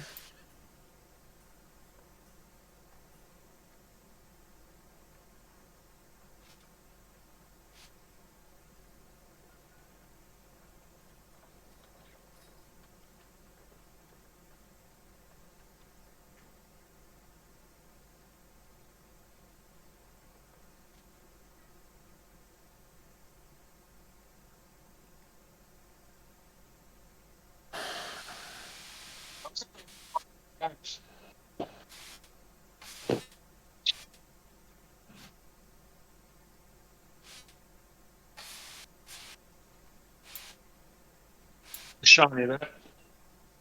Yeah, I'm here. What's up? I'm surprised you wanted to run from those guys with the crowd holding them down. Oh, well, the reason I did is I just wanted to lose them. That's all. Oh, okay. I didn't want to pump them for information. I didn't want to do anything. I just wanted to get away from them so we could do our thing. Yeah. Because I figured, well, my guy is not a fighty guy, so so I'm like, I'll just stay away from these guys. Yeah, but like with the crowd, we had them outnumbered. They were like holding them down. Yeah, that's true. But Maybe we could have it's a robbed missed them in Yeah, front of opportunity. everybody. Oh, that's true. We could have. Hey, give me I'm my back. bracelet I'm back. I'm back. Cool. Sorry. What's up? Not much.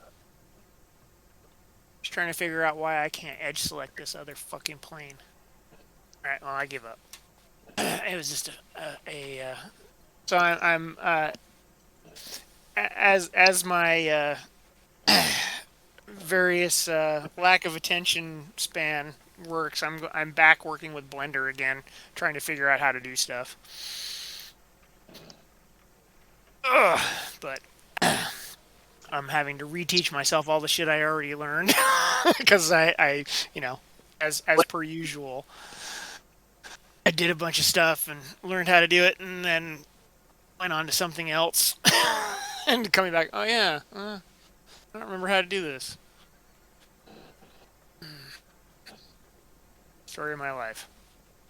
I also put a picture in Discord of the guys following us. Let's see.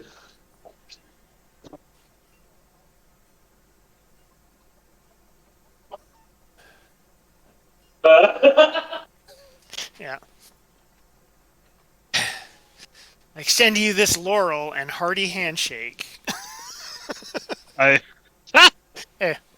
nice reference. Yeah. Oh God, was is just this telling my two boys? Is this my two boys at the temple? No, it's the this same is guys that botched following Creepio and Johannes the other day. and now us. Yeah, so they suck on following. They suck at following people.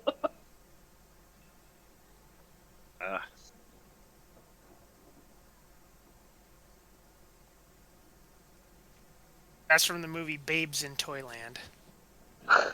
Which is not a porno. No dragons were harmed.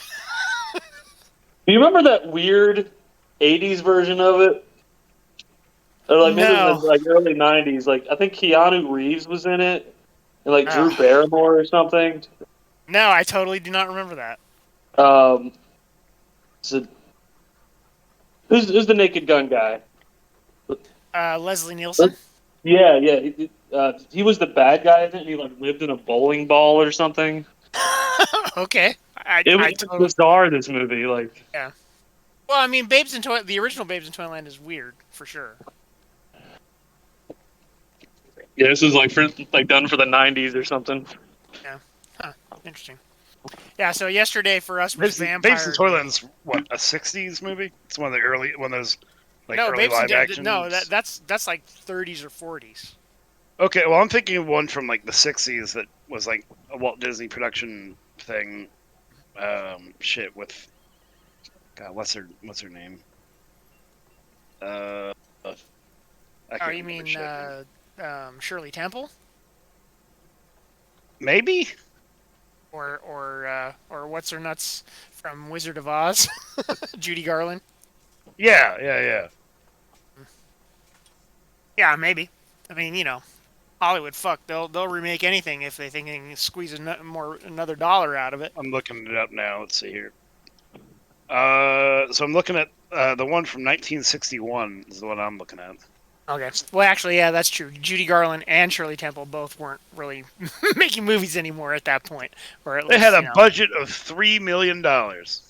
Ooh, it's like that's like It 100 made million today. it made $4.5 million. Wow. Probably just because it was Disney. That's Yeah. probably the only thing that saved it. Yeah. Oh boy, the plot of this thing. Well, anyway, so yesterday for us was Vampire Day. So we went to the theater and saw The Last Voyage of the Demeter. It was pretty good, although I had a little bit of problem because I normally take a nap around that time, so I was like, oh, at a couple points. But I perked up towards the end. We watched Oppenheimer yesterday. Oh, cool. And then when we got home, we watched The Satanic Rites of Dracula. Oh boy, The Bride of Frankenstein. Yeah. I don't know. Yeah. Oh no, I was saying like I don't know. But I like watching old shitty B horror movies like fucking like Frankenstein versus the Moon Men and shit. Yeah. We avoided the ones that were the luchadors meet Dracula and the Wolfman. Manos Hands of Fate. Oh yeah. I could really go for, you know what, I'm gonna watch an ST3K tonight. There you go. Mystery Science Theater is cool. I really like it. I once made Joel feel really uncomfortable in a bathroom at a convention. I was incredibly drunk. It was right before they had a panel, and he came in to use the urinal right next to me in his stupid jumpsuit. And I leaned over. I didn't know who it was. I was just like, "What do you like to call your penis?" I like to call mine apple because it shines. And he called my ass out later in the audience, called out over the microphone. Was like, "One of you fuckers has a secret," kind of thing. I got a free T-shirt out of that. And a picture with That's a good story. And a picture with Crow T Robot afterwards. Nice. Okay, let's return to Gustav Yep. and Johannes. You still there, Gustav? Yeah. Okay, yeah. So you're making your way as far away from the two bamboo fucks that you've that you've sicked half the population of Outdoorphone. You're making your way towards your destination. Of course, you sometimes look behind your shoulders. Probably, I guess that you've probably, you also took the less conspicuous routes. Making sure that that you're not being followed. But what Gustav did back then was probably enough to, to lose their scent, so to speak. Also remember that both of you took a real good look at them. What I described was essentially what you saw. And we haven't seen them before, right? Now, which one of you noticed the shape in the window of the commission? Oh, it was you? Okay. Yeah. Yeah. So The two faces. yeah, like not two faces per se, but yeah, I mean, shapes, faces. Yeah, they match. Yeah. They match essentially. Yeah, of course, Okay. you're not 100% sure, Gustav, but given the the very characteristic build of this duo, one was like large and bold and muscular, and the other was thin and scrawny. Yeah, that I'm gonna tell they fit. Johannes. I think that they're the guys that were watching us the other day. Then Okay. Stands to reason. faces seem familiar, or the shape anyway. And remember that you saw them first, Gustav, in the commission building, when the same place where Hubbard was working. Hubbard, sorry. Eventually, that's Johannes. I mean, I don't know, Sean. Of course, I don't want to tell you what to think, but you didn't hear their speech, but even from their looks, you can imagine both of them like saying the things that you heard yesterday at the docks. Right. I was assuming that maybe I saw the back of them as they ran away. Yeah, you did. So sorry. These were them. Without, Okay. I forgot about them. About that. Yeah, you saw their backs and they match completely. Okay, so yep, those are the two guys. We'll get some more presents for them later. By the way, can you buy caltrops in the Yeah, you market can. in Altdorf? You can buy. I mean, Okay. in Altdorf you can buy anything really. Like the Okay. three cities in the old world where you can buy everything are Marienburg, Altdorf, and Nuln. You can buy everything from elven weaponry to Far Eastern, like pottery or stuff like that. Of course, it's about the price and potential waiting time, but and contacts probably. But yes, you can, of course. Yeah, you can buy caltrops in the U.S. They have funny laws about using them. Okay. Well, I was shocked when I've learned that you can't import animal parts into the US. Like, for example, if I want to make haggis in the US, I can do that. Because apparently you can't import intestines, sheep intestines into the States. Yeah, Yeah, because you can buy them here. yeah. Well, we got. Yeah, but the USDA's got laws about like food products coming from other countries. Like only so much can be Yeah, like Yeah. imported. I was gonna say, like, you can make caltrops for a lot cheaper. You can just Yeah. So they But- have these things called kernstones, which are or kern bearings, which are used in like modern milling, which are basically caltrops. They're just a little bit dull, and they're used for grinding up. They're used for grinding up like rocks and gravel, but they're also used for like grinding up flour. Okay. And you just take those and just run them on a grinder, and you got caltrops. Oh, interesting. You get a bag of like 100 of those for like $50. Yeah. Nice. Well, it's mostly just the the liability of like, oh, little Timmy just stepped on my caltrop that I put out in front of my driveway to keep people from parking there. Yeah. Well, anyway, eventually Maybe you he two... should have watched where he was fucking stepping. Yeah. It's all it was Exactly. in his fault, after all. Yeah. Eventually, you two, you arrive at Tottenlinzel. Tottenlinzel, also called Morstown, is a district dedicated to Moor, built on a small island in the Reich. It is dominated by dark granite buildings and dotted with Morite shrines and other structures, sacred to the god of death. Its few inhabitants generally have a profession related to death and burial, such as that of the undertaker, coffin maker, stonemason, or lawyer, and are And considered florist. and are considered somewhat eccentric. As soon as you enter the place via a small bridge, You also quickly notice that even though there are not too many inhabitants here, this place is still patrolled. Sinister-looking grim figures in full plate armor, the Black Guard of Moor, patrol this district. They are completely silent, and they are armed with huge double-handed swords and other assorted weaponry. And both of you see with some unease that they also have like stakes, wooden stakes at their belts, strapped to their armor. You've heard, of course, the tales about what is vulnerable to staking. I presume that Lambert would told you that. Eventually, vegans. Yeah, vegans. Eventually, you arrive at the Temple of Moor, the largest structure on the Toteninsel.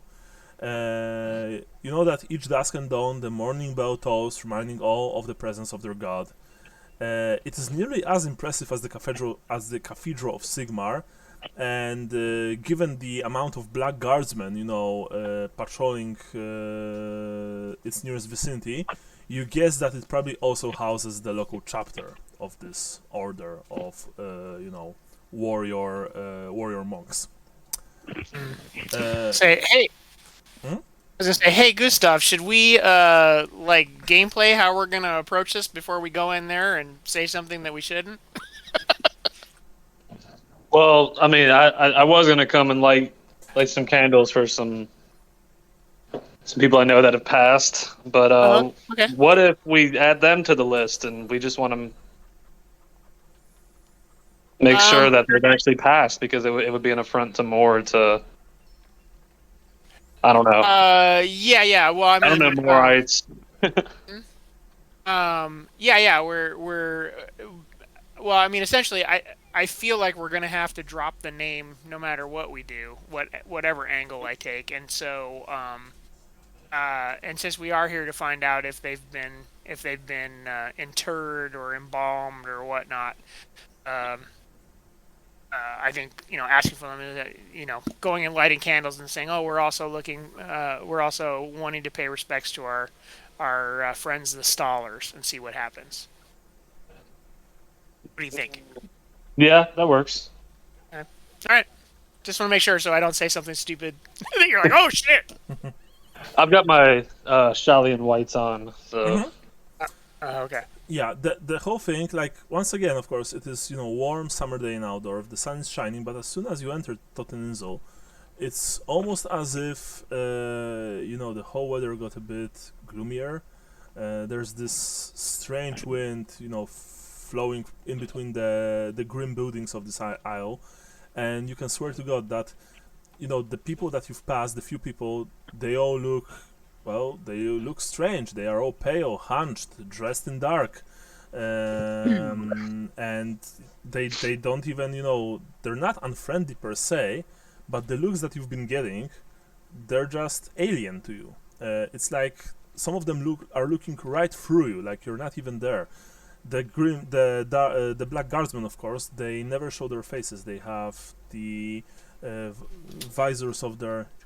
They have visors of their helmets, on all the time, and they're almost like some strange living statues, just marching through the streets, making sure that no unquiet undead monster will trouble its inhabitants. You entered the temple, I presume, yes? Yes. All right. Yeah. Inside, of course, inside the Temple of Moor, like practically every single Temple of Moor in the old world, this one's just very big.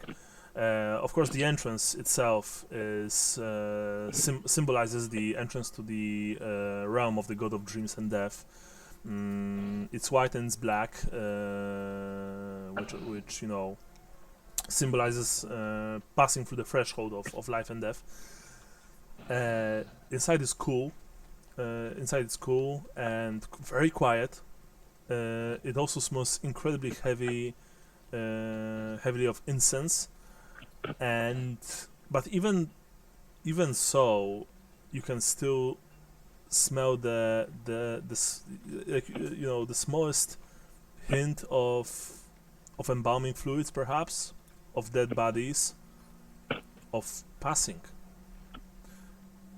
You don't even know from where he came from, but suddenly in front of you there is a man, dressed in long black robes. He's bald. He's older.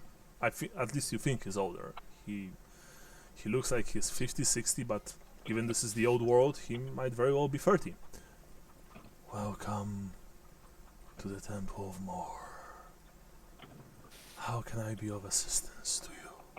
And also tell me if you hear me, because my microphone, I've been told, is just... Yeah. When I'm trying to speak like that, it usually mutes me. So if you can't understand me, then I'll be speaking normally.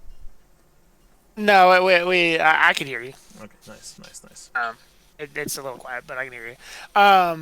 We're here to pay respects to some of our friends and relatives, but we have a question about two of our friends in particular, because we haven't been able to track them, and we think they're dead, but we don't know. I see, says the man. In that case, you came to the right place. How can I be of assistance? We are looking for signs of our acquaintances, Johann and Ava Staller. The Stallers. You are speaking about the merchant family that has been accused of heresy. Yes? Yes, when we went to the Temple of Sigmar, they told us that they had not been burned at the stake, like as was widely reported. So, and suggested we come here to see if any one from the temple here had taken care of their bodies. Their bodies have not been brought to this holy place. Not that there would probably be much left of them, but no, the Stallers never arrived at the threshold of our temple.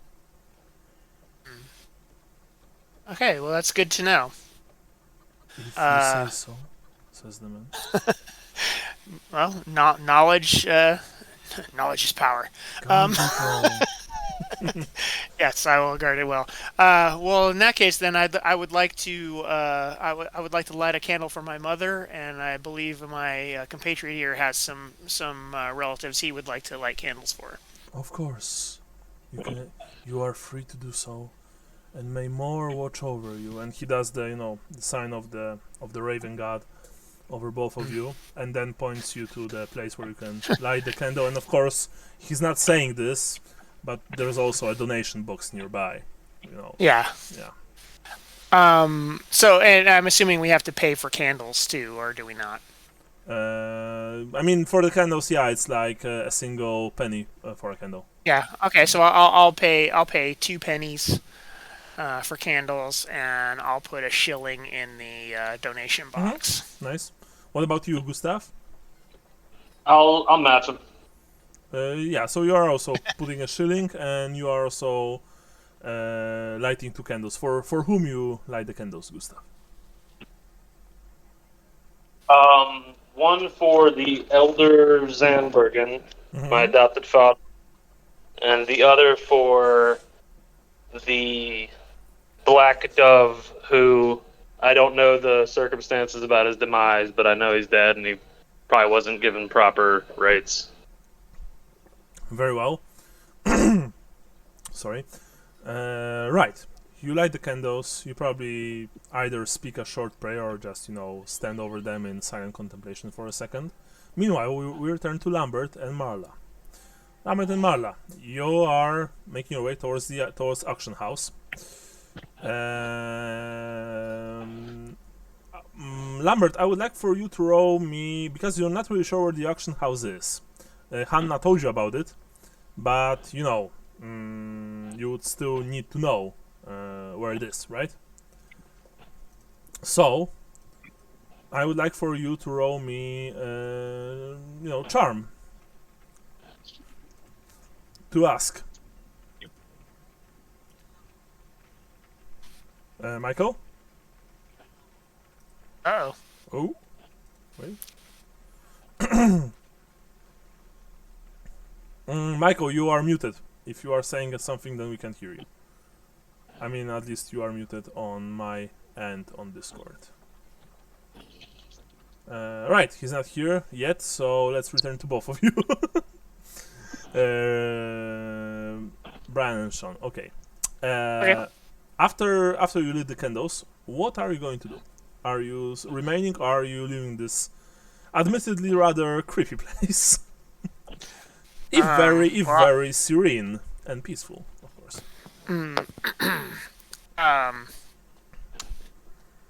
I don't know. What do you think, Johannes? Is there anything else we need to? I'm Gustav. You're Johannes. That's called schizophrenia. Well, I'm asking myself then. Yeah, sorry. What do you think, Gustav? I think we got what we came for here.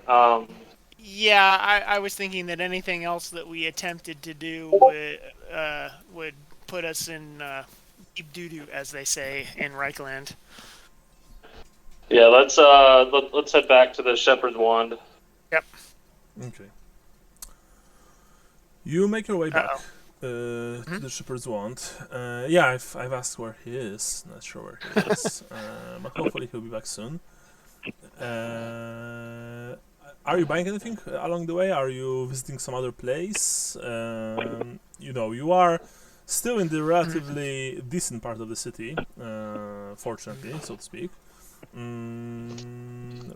Right next to right next to you, sorry, for example, right next to you is the Grand Markt, which you've visited during the first job, the job against the fight, the merchant who was organizing fights. Yeah.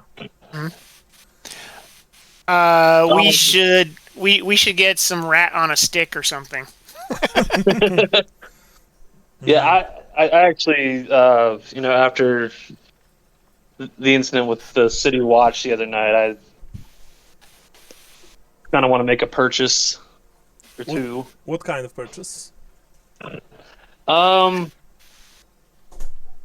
Some sort of discreet knuckle dusters. Okay, you want to buy knuckle dusters, very well. So you visit the That I Grand can just Markt. keep my robe and put my hands in my robes and come out with knuckle dusters if I ever have to. Sounds good. Yeah, so you visit the outdoors busiest commercial quarter, and it has everything to offer, from wares for nobles to services for peasants, of course. And you make your way, through the streets, which are just dotted with myriad shops of all kinds. Of course, there are also huge. There's a large number of markets. And there are just various, merchant stores everywhere. Naturally, there's the Grand Market itself, the square plaza after which the district is named, and on Marktags, produce cart line every street, making it very difficult to navigate. Even now, it's very difficult to navigate because there are just so many people. That said, Gustav, you want to buy dusters. Good quality or standard? I'm going for discreet, so I guess that would be good quality. Okay, so you want not especially, you don't want the bonus to hit, you just want them to be easier to conceal, right? Right. Yeah. Sure. Let me quickly check. In that case, oh yeah, here it is. I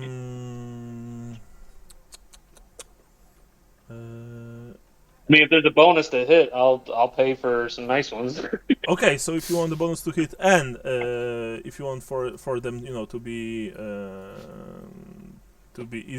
easier conceivable, that's naturally possible. But why? Oh yeah, here it is. Okay, so the normal. No worries. So the normal dusters or castus, because you can also buy, this kind of glove that you can just hit people with. It's like an armored glove. It's called Castus. But I guess that you want to buy dusters. They cost normally a gold crown, but that's interesting part. Remember, when you look at the prices in the books, for example, in the Old World Armory or the rulebook, remember that the prices there are basic, and when someone is selling you stuff, they usually want to earn a bit more. So, for example, I would say that normal dusters are worth half a crown, crown and a half, and given that they are that you want them to be, let's say, best quality will give you bonus to concealment and bonus to hit. I need to see. I'll need to see how much is the best quality worth. If I recall correctly, it was times 10, but I'm not really sure.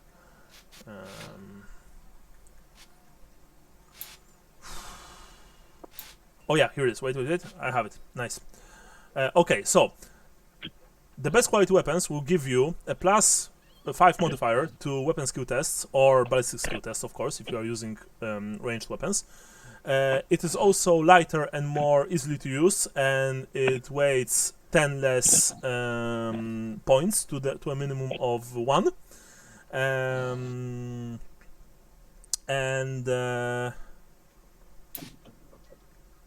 there's still nothing about the price. Oh, for fuck's sake.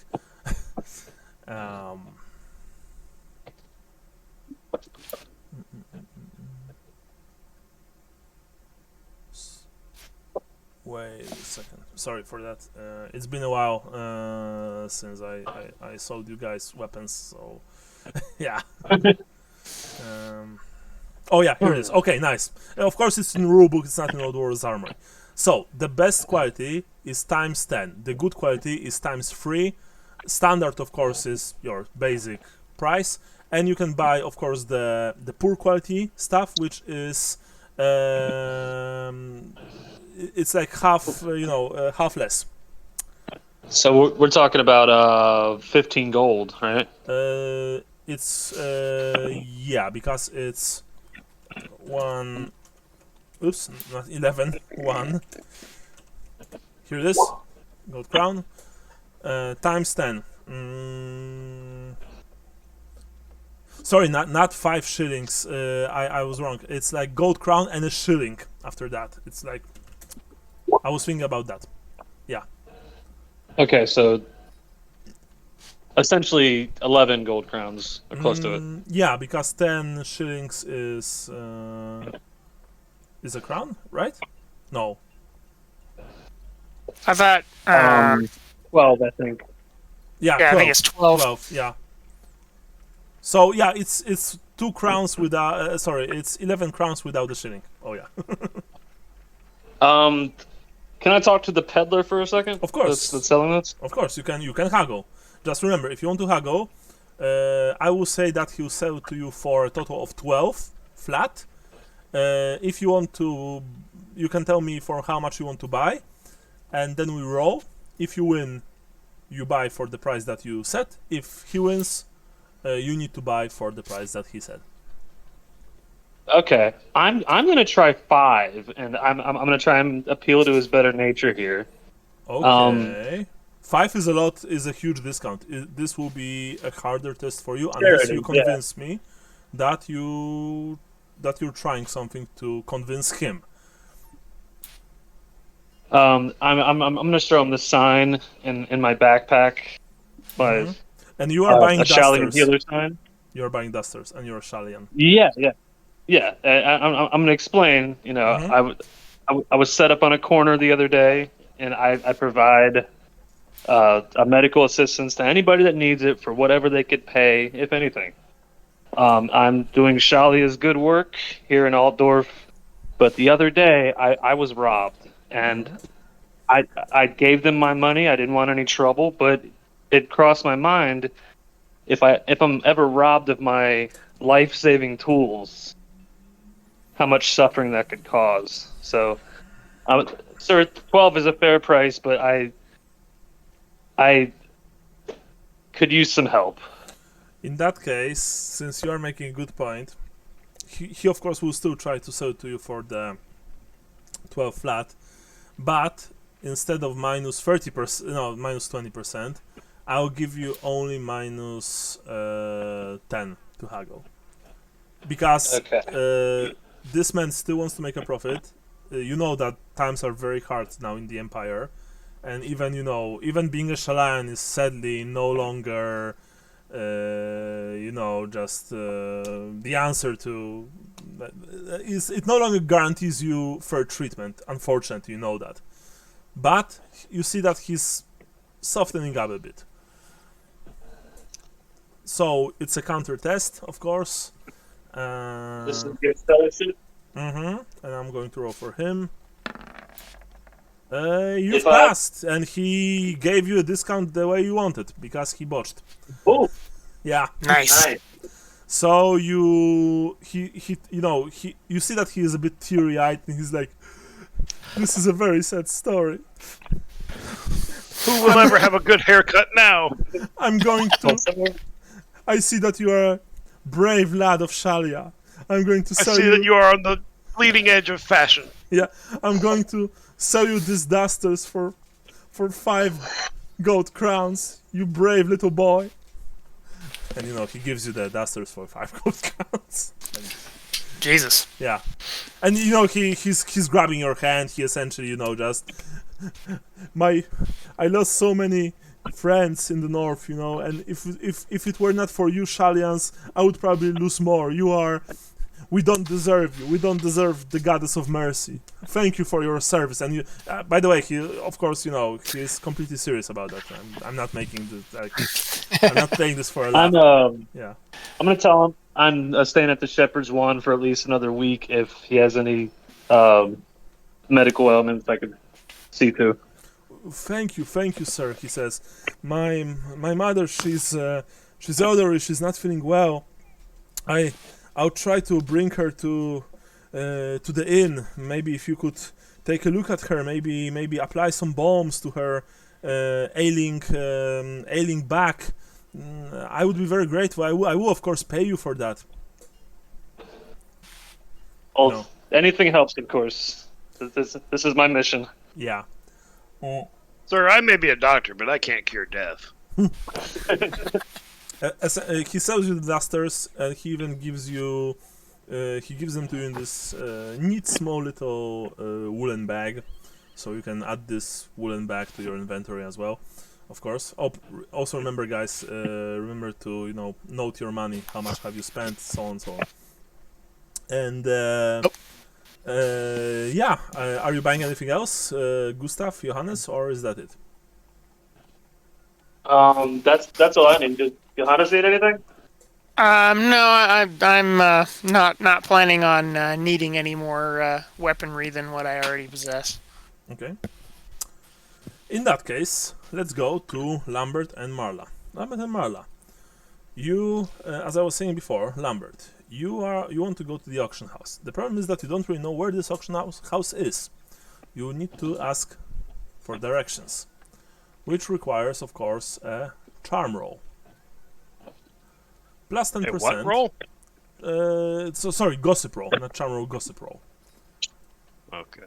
Which is a plus 10%, so it's not very hard. Nice. You are given the direction to the auction house, which is located in the Neues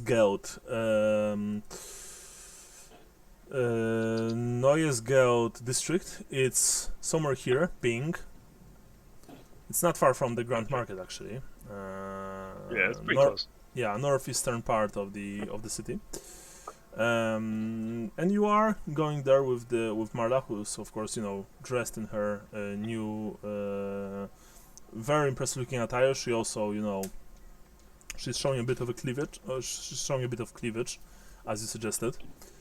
As you're making your way there, you remember what you know about Neues. You know that Neues is a commercial district that was originally home to craftsmen.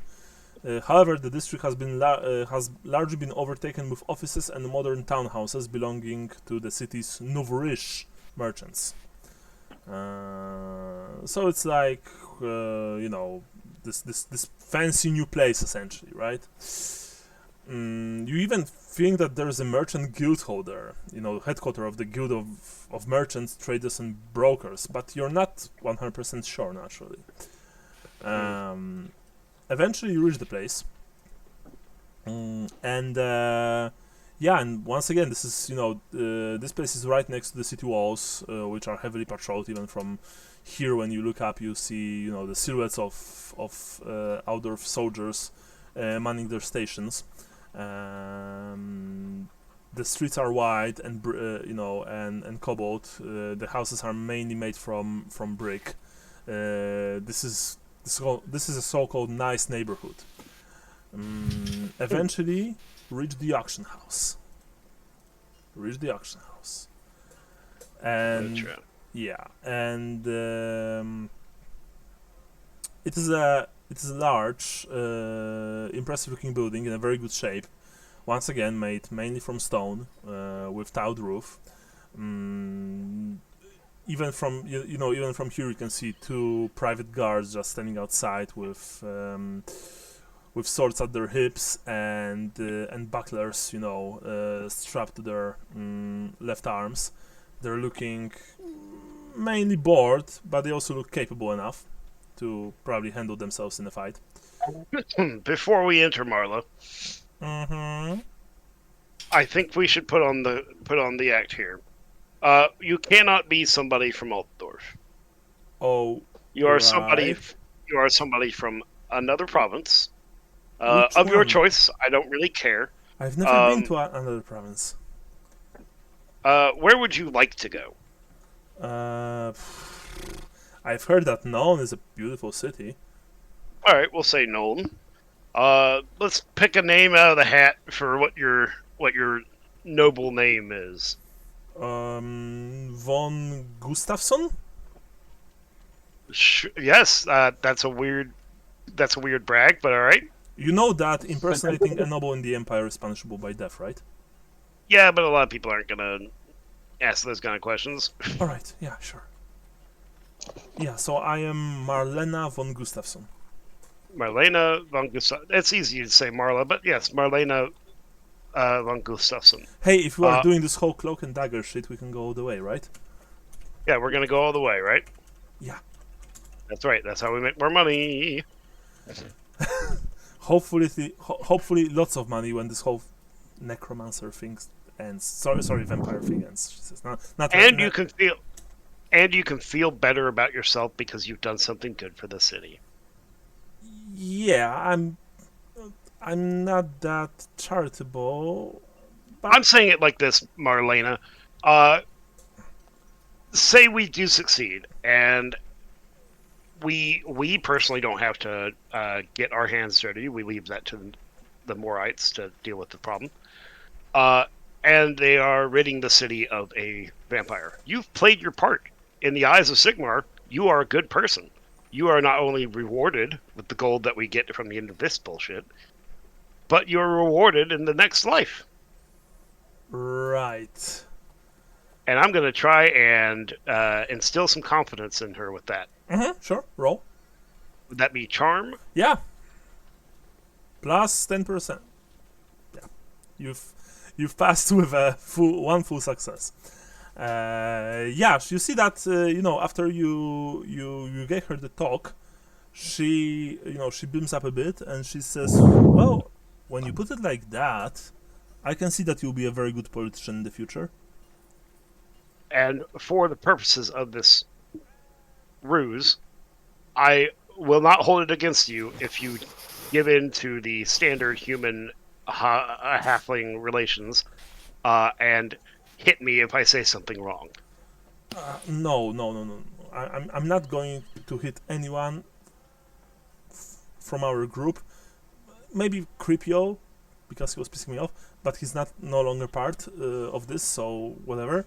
I trust you to hit him. He's a fucking coward. Yeah, I am. Don't worry. If you and she, makes the sign with the fingers, step out of line, I'm just going to give you a stern talking to. Fair enough. Now, let's. You are my valet, so I guess you should lead the way, probably. I will, and I walk up and stand before the guards. They look at both of you, especially they look at you, Lambert, as most humans who have even a modicum of power look at you. Usually, you are used to that with this sort of slight superiority, but they are also curious, and they look at Marla, and given how she's dressed and everything, they look at her with as probably one of the customers of this auction house, and one of them says, "Yes, can we help you with anything?" Guten Tag, mein Herren. I am Lambert Cherryheart. I am working for my lady Marlena von Gustafsson in the role of purloining some property. We're looking for a estate where she may spend her summers here near the city of Altdorf. We intend to do our business inside. May we pass? Yeah, you see that you actually know that probably most of the guards or people who are working as guards, they would probably interrupt you during this this speech of yours. But these guys, they are of course trained, and they are trained to deal with potential customers, so they are listening to your every word. And then one of them says, "Oh, so you want to take part in auction, I guess. In that case, of course, please enter the premises of our fine auction house, and hopefully your fair lady von Gustafsson will be able to find what she's looking for in there." And the other one opens the door for her, but also for you, essentially, and makes the gesture of, "Please come inside." We go. But just by the way, they ask both of you to leave your weapons at the entrance. You can't enter with weapons. That's fine. I only have a sling, anyways. Yeah. I just take a strip of cloth and hand it to him, Yeah, and a little ball of or a little bag of lead balls. yeah, you don't even have a dagger at you. On you, sorry. Do I? I do. Yeah. Yeah, I'll hand it to him.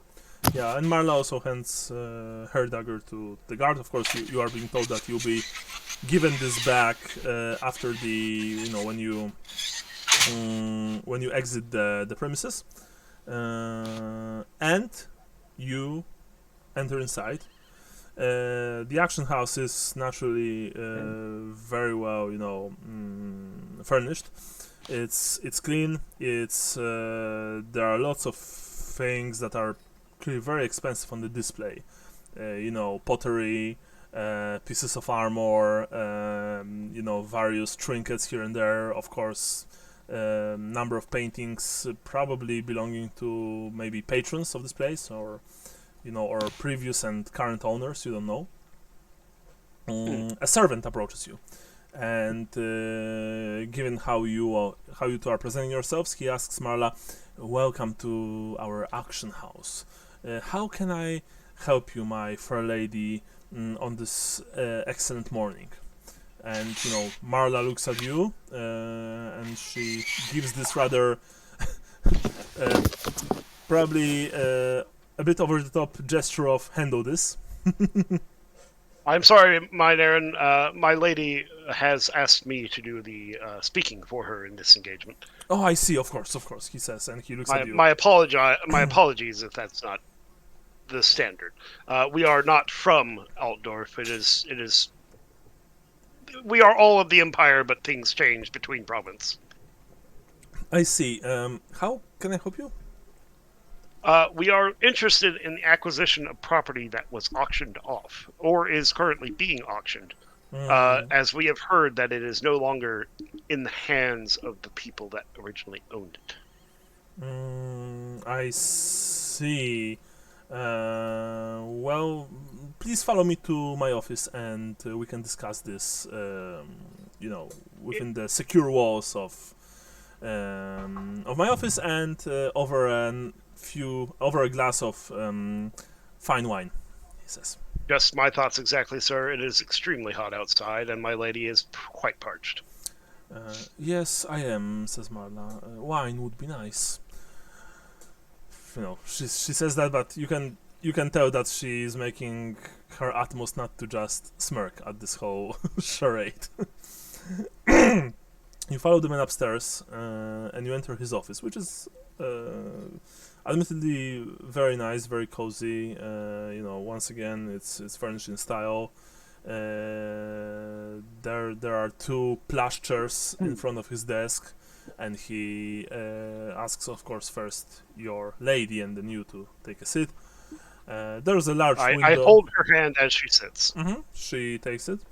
There's a large window, from which you can see the street outside, and given that there are like a few trees planted outside the auction house, there is enough shade that it's pretty cool in here.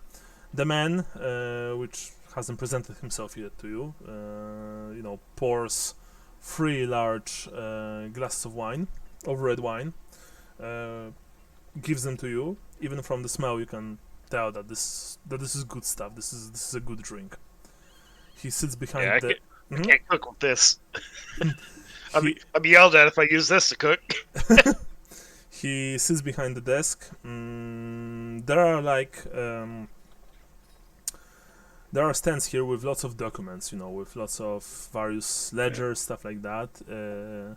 He raises a glass to you and says, "Lady Gustafsson, a toast to your health." And he nods to Marla. She of course nods back. Given that you are her valet, the man isn't even acknowledging you, sadly, but you know that this is probably normal. This is protocol. That's fair. And you all take a sip, I guess. Do you take a sip? I do. The wine is excellent. It's easily a high quality vintage. So yeah. Now, says the man as he puts away his glass. He literally only wet his lips. How can I help you?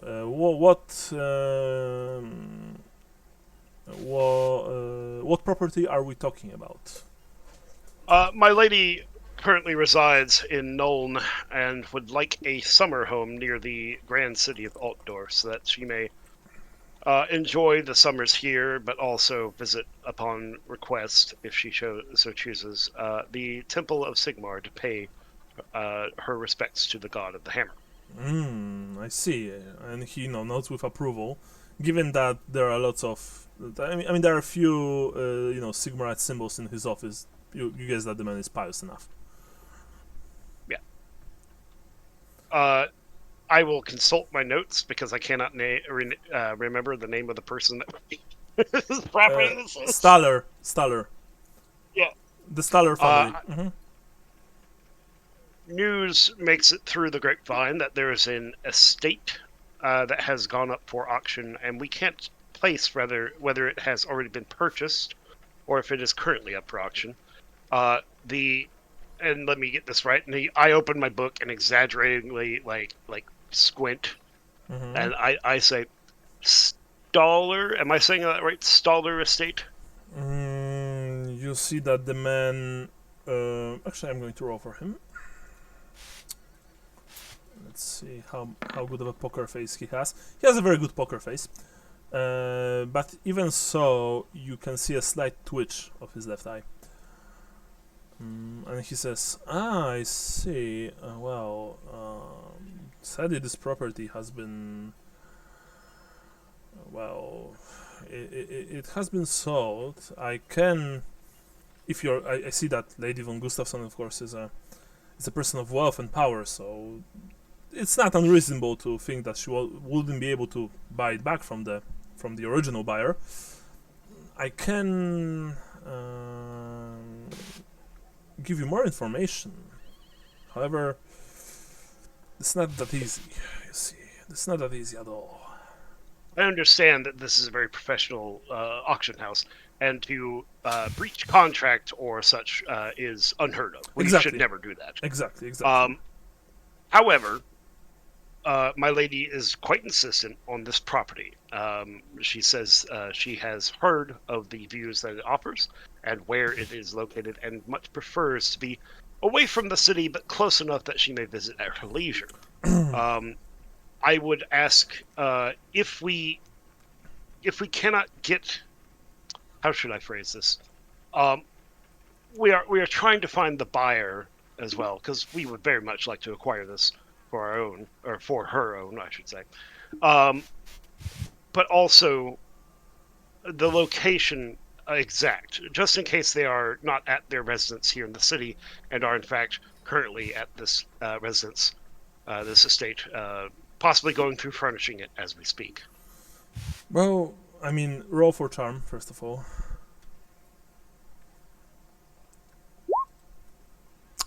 That's the worst bot you can have. I would like to luck. Yeah, I would luck roll that. I would like to luck. Nice. There we go. Now we're talking. You've almost, you've almost slipped when you're speaking to the man, but quickly you compose yourself, and you see that the man, you have him where you want him, although it's also clear to you that he will still probably want some money. You know that. You can see the the light of greed in his eyes. That said, I understand. Oh, please go ahead. No, that said, given how you are speaking to him, you guess that probably not as much as he would initially want. Got you. I will say this, sir. I understand that there is a finder's fee, probably many in place, and that this kind of knowledge is not easy to access once the sale is complete. I understand that there's also risk involved in. We're not breaching the contract per se. You are giving me a name of a person who has purchased property, and you're giving me the location of an estate that has been purchased. But how does, and I pull out my purse and I clink it a little bit, and I reach in and I produce 2 gold crowns, as well as a slip of paper from my book of my little sheaf of loose paper and leaflets to write out a promissory note. And I slide 2 coins onto the desk, and I say, "A promissory note for all additional costs." He looks, of course, greedy at the gold crowns, and but he's not snatching them. He very slowly, puts his hand on the coins and takes them away. What's a promissory note, by the way? It's like an IOU, but it's the same term that a noble would use for if they don't have the money in the moment. Okay. They are like, "Hey, here's something you can show to the bank, and the bank will handle the rest of this." Okay. Yes. I would gladly pay you Tuesday. Oh, for a hamburger today, yeah. He takes the money, and he's like, what he needs to fill the note or something like that? Yes, I'm writing out promissory note for the for fees not exceeding 10 gold crowns to the address of Lady Marlena von Gustafsson of Nuln. Sure. He takes the money. He looks at both of you. And he, after that, he stands up, goes to one of the shelves, searches for a proper ledger, and eventually, takes it out, takes it off the shelf, sits back at his desk, and starts, searching through the book. He says, "Yes, let's find this address. I remember the purchase. There was fierce bidding, There was fierce bidding for this property. If I recall correctly, it was initially bought by one Odo Groller. Although Groller couldn't come up with the money in the allotted 24 hours, although he did produce a signed declaration from some kind of a city official saying he could get the money. Although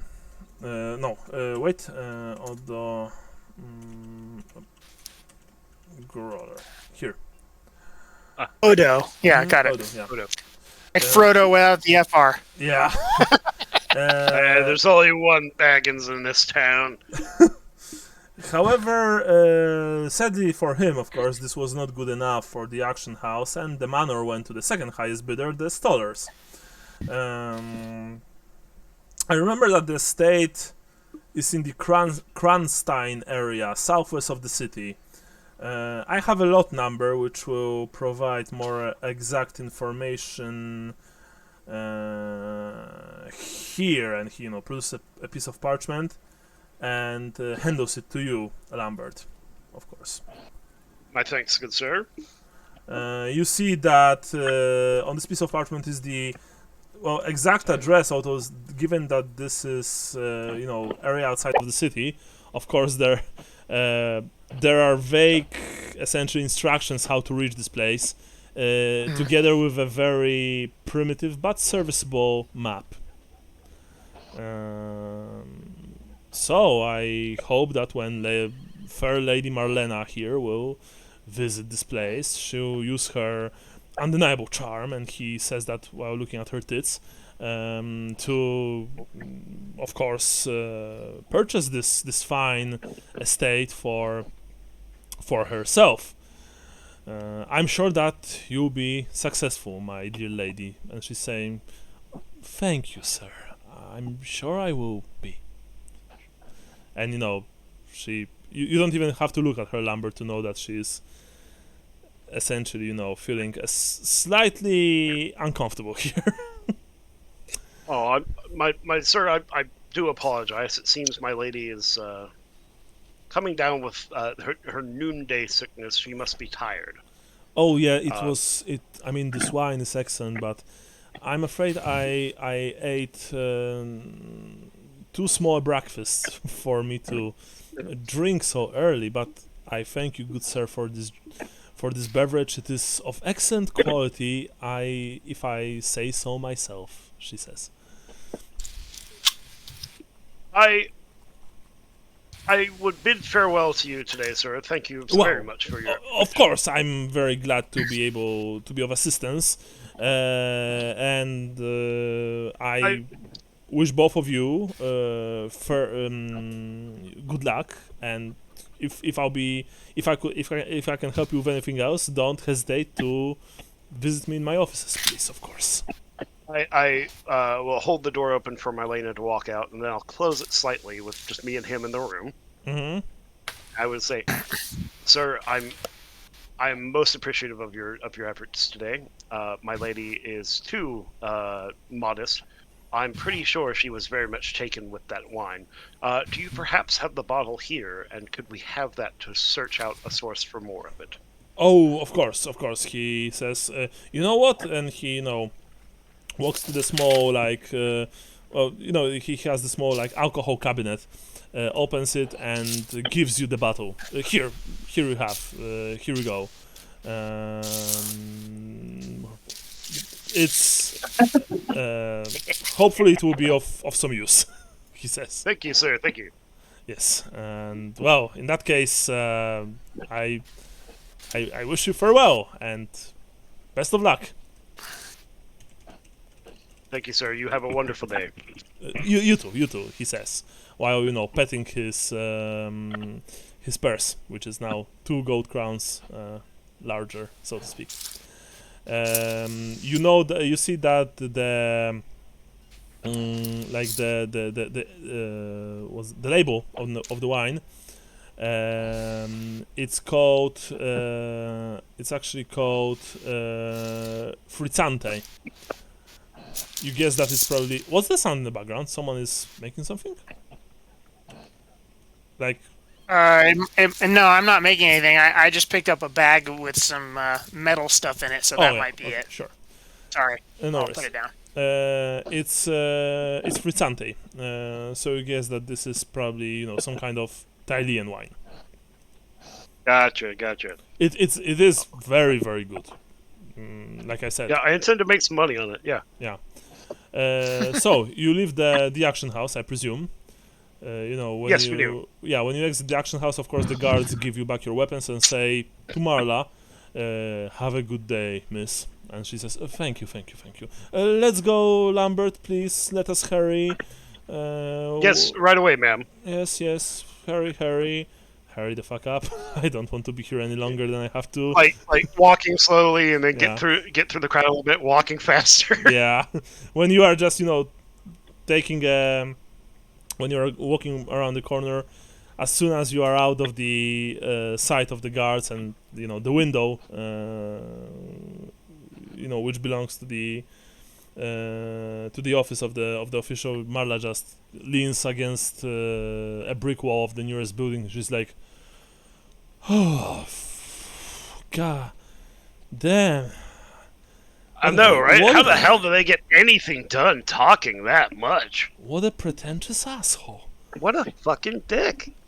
Like, You see him? He was just staring at your tits the whole goddamn conversation. oh yeah, he was like making those puppy. Like, no offense, Marla. You got great tits. But, like, still, it's super rude. Thank you. Like, I mean, the eyes. Essentially, he was just. I need another bath after that. Disgusting. I got you on that. You've already done your work for the day. I'm gonna go see what we can make on this bottle of wine. Yeah. That the wine was very good. Honestly, the best part of this visit was the wine. Yeah, no doubt about that. I think, but before that, we should probably meet with the boys, discuss what we found.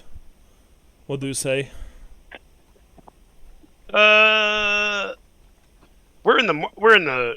This You is are- just a merchant holding area, right? You are near the Grand Market district. You are very close. Yeah. Yeah, let's go to that Grand Mark district. I'm gonna see what I can sell this for. Yeah, sure. Remember that this bottle is like half drunk. That's fine. Okay. I'm using it as a source. You'll see. Okay. So, It's got the Emperor's spit in it. hint, it's not spit. Yeah, you are. You are going to the Grand Market, and like in less than 10 minutes, you are traveling through its crowded streets. Just assailed by all the goods that you can buy, by all this fantastic smells of various foreign spices. You hear merchants selling weapons, just loudly announcing that they have the sharpest swords that can kill an orc with a single swing. That their firearms have been made in one of the workshops of Noun. Well, essentially, you're just in a place where you can buy or sell anything. Lambert, what is your plan? All right. I find a box. A box, no problem. You don't have to roll for that. God damn it. I am. Oh, God damn it! My computer's doing a thing. God damn it! All right. I stand atop the box in my well-dressed clothing. Mm-hmm. And I hold aloft this bottle of Frizzante. Mm-hmm. And shout to the crowd.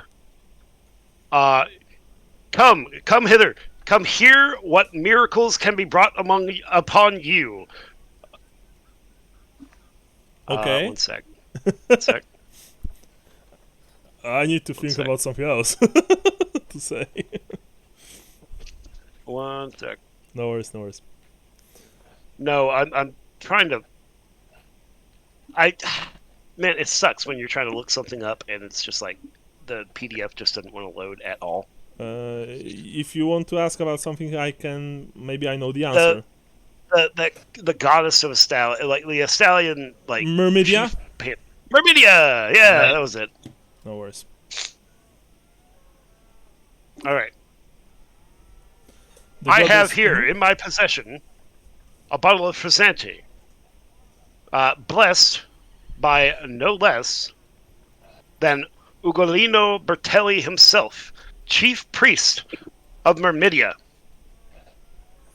Ugolino brought. Okay, nice. I like that. Okay, nice. Yeah, you are of course. I presume that you are shouting this loudly and. Yes. Yes. Sure. Sanctified wine. Sanctified. This has been blessed by a living saint of Myrmidia. Ooh, nice. Okay. I cannot begin to describe the miracles it could grant you. Do not imbibe this wine. This is meant for blessing. This is meant for prayer. This is meant for those pious enough among you. Here in the city of the god of the hammer, we do also recognize the gods of the rest of the pantheon. Yes, you may seek a prayer, send a prayer to Sigmar seeking justice. Yes, you may send him a prayer seeking protection. But when you want justice, and when you want revenge, or when you want the right smite for the job you need done, you seek a prayer out to Myrmidia herself. I am not asking a mere pittance for this bottle, as it has already been blessed. If I was selling just but a normal bottle of Frizzanti, you could get that from your local wine cellar for a gold crown, perhaps. This has been blessed by Ugolino Bertelli himself.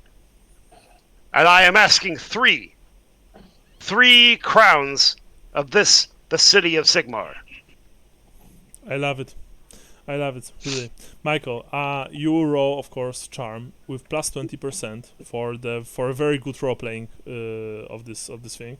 By the way, guys, remember, in my games, I mean, you probably know that.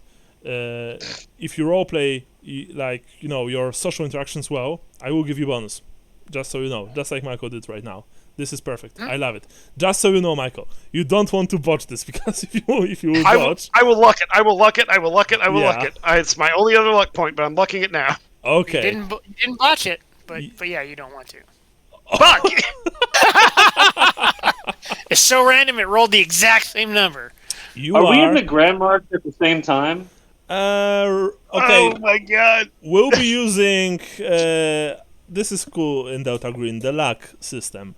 Let's just roll. Brian, you asked for this. You'll be rolling this. Roll d10. 1, 5. You guys are in the grand marked. 6, 10. You're not. You are. Wow. Johannes You hear a and loud ass Gustav. cackling. Yeah. Johannes and Gustav, you are. You just bought the. Come on, boys. Gustav, you just bought the dusters. You are making your way through the Grand Market. When send you hear a very familiar voice loudly proclaiming that he has a wine. This bottle is blessed by Ugolino Bertelli himself. Yeah, exactly. That he has a bottle in his possession, a bottle of wine that's apparently miraculous. Lambert, you didn't botch, so you don't have to worry about that. Sadly, probably to your slight dismay, you see that no one is very much interested in what you have to sell.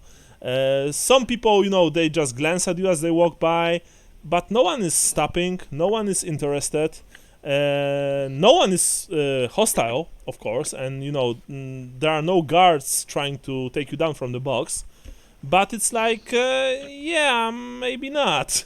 However, in the crowd, you see two familiar faces. I just sort of reach my hand out and just, come on, guys, come on, help me out here. Gustav, Johannes, as you are walking towards the sound, I presume that you are, of course. If you're not, then please tell me.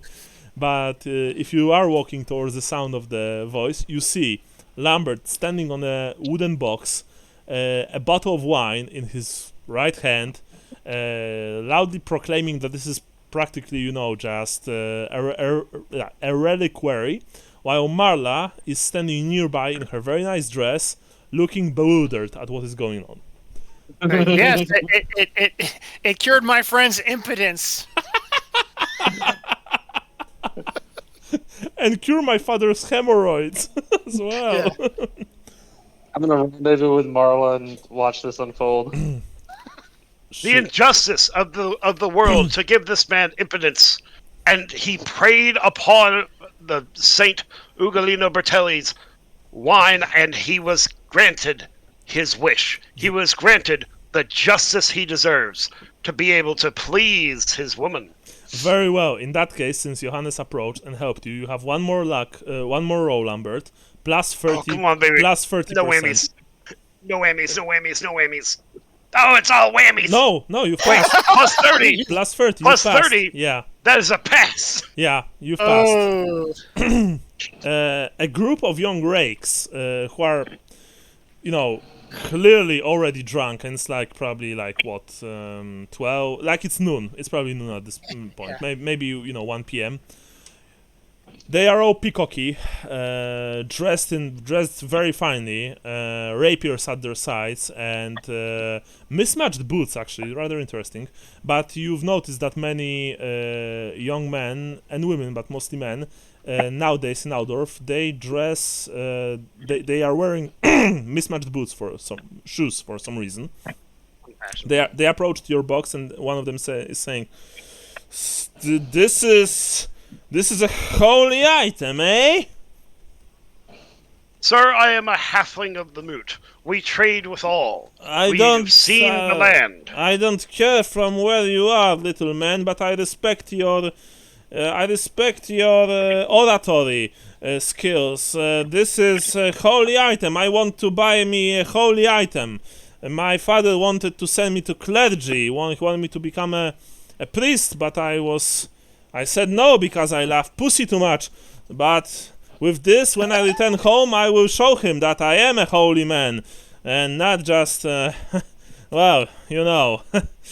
just good with women. I will pay you 3 gold crowns for this holy bottle of wine. And, he drunkenly pulls out 3 gold crowns from his... Young master, this will make your purse. father the proudest man in the land. You will be that clergyman to him. You are very kind, Master Halfling. Here you are, 3 gold crowns, and I will take this bottle of whatever the fuck this is. Thank you very much, and may Sigmar and Shalia bless you. Come on, boys, he says to his comrades, you are hanging out with a holy man right now. And, they are all just walking away. Alright, I hop down from my my little box. I walk over to Johannes, did you give me the money? That was me. Okay, it was Gustav. yeah, the other white guy. The other white guy. You guys look the same. Gustav, 1 gold for your trouble, and here's the return of all 10 of your crowns. Huh. Why don't you keep that? The one. All right, fair enough. I don't need a tip. Just the tip. I hand the 1 gold crown to Marla as she put up with the ogling of a extremely greasy old man. Mm-hmm. Well, I mean, he wasn't old, this guy. Well, he was also extremely greasy. But he was greasy, yeah. He was just, he was a creep. He was like this guy who's like this drunk uncle at the wedding who's like, my. I was saying, lots of guys like. You're not a Lots of little guys girl lick their anymore. Oh God. Yeah. Yeah. Some real Epstein vibes. Got it. Yeah. Lots of guys lick their lips while they're looking at women's tits while they're talking to them. Yes. What's the problem? I got it. I'm gonna do that to my wife later. Got it. Yeah. Anyway, you all meet at the Grand Markt. Gustav, you saw what happened, and yeah, Lambert, he can talk. He can definitely talk very well. Marla looks at all of you, especially at you, Gustav. Well, I am glad that you came out from that temple alive, she says. You had any luck? Well, we were followed on the way there, actually, but You were we attacked? were able to lose. No, they tripped over each other, and I shouted that they robbed us, and then the crowd grabbed them, and we ran away while they were distracted. But who are they, and why are they following us? I don't know, but I saw them. I think they were the ones looking out at us through the window of the archives the other day, and Wait, Johannes here said they were the ones following him and Creepio. Wait, from the commission? Yeah. Didn't you met this? And she speaks quietly. This whole Hebert fellow there. And that's, Yeah, I'm assuming they're working for him. I always assumed that though. Once I put two and two together about Hubbard. Fuck me, she says. All right. I mean, sorry. Go ahead, Gustav. And according to the Morites, there have been no cadavers from the Stallers brought there. So if they were killed, they weren't given their death rights. So maybe, says Marla, what Hannah was. I mean. Yeah, Hannah. Sorry, no, she's not saying that. So maybe it's so maybe it is true. Maybe they are still alive. Here's so. Like this whole thing with the, and I presume that you are, walking away from the Grand Market as you are saying this. Yeah, but I could use lunch. Yeah, but she's saying quietly. So maybe this whole thing about the heresy, it's all bullshit, Maybe they're being kept somewhere. The property. Oh yeah, Lambert here, and she looks at you, Lambert, with huge approval. He did it. He managed to secure us the address. We got a golden tongue, boys. Apparently, Staller's country house is in the area called Kranstein. It's southwest of Audorf, which would, I guess, make it in the direction of Biggenhafen. Sure. In Bogenhofen? I mean, in the direction. I didn't said that it's there. Oh yeah. Yeah. he's just saying Bogenhofen correctly. Yeah. Yeah. It's Biggenhafen because it's umlaut. Yeah, it's a Really? Yeah. That's how you pronounce the O with the dots over it. Yeah, the O of the dots is like It's like you're supposed to say it like that. Been living alive for like 30 years. Yeah, so I played multiple campaigns saying Bogenhofen over. Once again, Americans get a pass because yeah.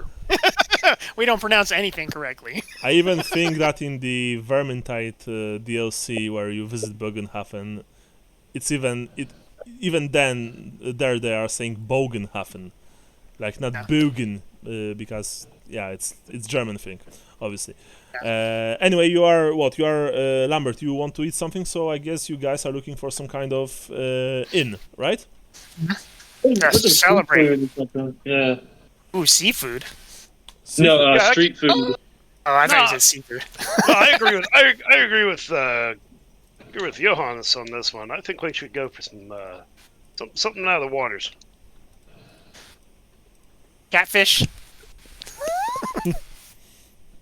So you're going near the river. You're essentially looking for a tavern more than an inn. Yes. I would like to say that this was a round success. I would be more than willing to cover quite a good meal, actually. Okay. Let's celebrate. There are quite a few very good. I mean, in Grand Market itself, you've passed many places that are obviously rather high end. Maybe not invitation only, but definitely where you pay silver even for the cheapest meal. If you want to visit a place like that, no problem at all. Yeah. Okay. Yeah, that's fine. In that case, you're not searching for too long, and your common success makes you hungry, so you visit the Cracked Chalice. And this is a very nice place, 2 stories high, of course in a completely brick building. Above the entrance there's a large, probably made from pewter, sculpture of a cracked chalice with some strange symbols that you guess are Bretonnian, perhaps. You're not sure, but out of the game it's fleur de lis symbol, the classic. as you enter the place, of course, there are first of all there are like guards right within the inside the perimeter, and it's clear that they are not your usual bouncers. They look more like professional soldiers, but they welcome you to the Cracked Chalice, and they ask you, of course, politely to leave your weapons here. Then a young valet approaches you, a young waiter, and he asks if you want a table for 4. That would be lovely. Then please follow me, says the young lad, and he takes you upstairs to a balcony. Actually, outside you. Gustav, sorry. That was a squeaky door. Sorry. Ah, no worries. You go outside, to not balcony but terrace, and you sit around the well-made wooden table on a very well-made chairs, and there is even this umbrella which covers you from the hot Rakeland sun. Below you, the one of the streets of Grand Market is just filled with people. The waiter offers you today's menu, which is very enticing, but also very very probably very expensive. We are talking about breaded veal and parsley. We are talking about calf's head with a soup of lentils and onions. We are talking about fried duck with ginger, which, if my guess is right, ginger was probably, like in our world, ginger was probably imported from the east. It's Cathayan. Yeah, so it's a Cathayan spice. And finally, he says, chief's specialty for today, roast goose with baked apples. Ooh. Man, I kind of want the goose. I can't want the goose. Yeah, I was gonna say. Yeah, I'm more of that goose. I think we need 4 of each. Don't do that to me, no. So he asks you all with this friendly smile, what do you want to eat? Let's have a goose. Goose. Right. Yeah, I think goose is the order of the day. In real life, like, we wouldn't get anything done on it. Like, if you wake up, it's drink brandy and eat pork shoulder and blood sausage, and then like 3 hours later, you're having a whole goose. I think we're gonna do the goose. Brayton, what do we do? We found out information. Okay. Yeah. So No, we found out important information though. We had a good day. yeah, you had. It's only noon, like it's only noon, and you already know a lot after today. You have some solid info. The goose, like the whole goose, costs a silver and 5 pennies. And a bottle of claret for the table. Very well, of course. Given that this is a very fancy place. The man in question, of course, the waiter says that they actually have a very good sherry if you want. Sherry would be too much for this hot sun. I think a claret would work better. He says, of course, sir, naturally. Because I do know better, you sweet little son of a bitch. And the sherry, it will cost you. It will actually cost you almost as much as the goose, because it's 10 silver. Okay, so what are we talking? What's the full cut here? So the full cut is actually, sorry. Yeah, sorry. The goose is silver and 5 penny, 5 shilling. Silver and 5 pennies, and the wine, like a whole. What's the word? Not glass. The bottle. Sorry, the whole bottle is 10 silver. So the wine is more expensive than the food, but you guess that the wine is probably 11 silver. Got it. Yeah. 11 silver and 5 penny. Yeah. And he says that he collects your order.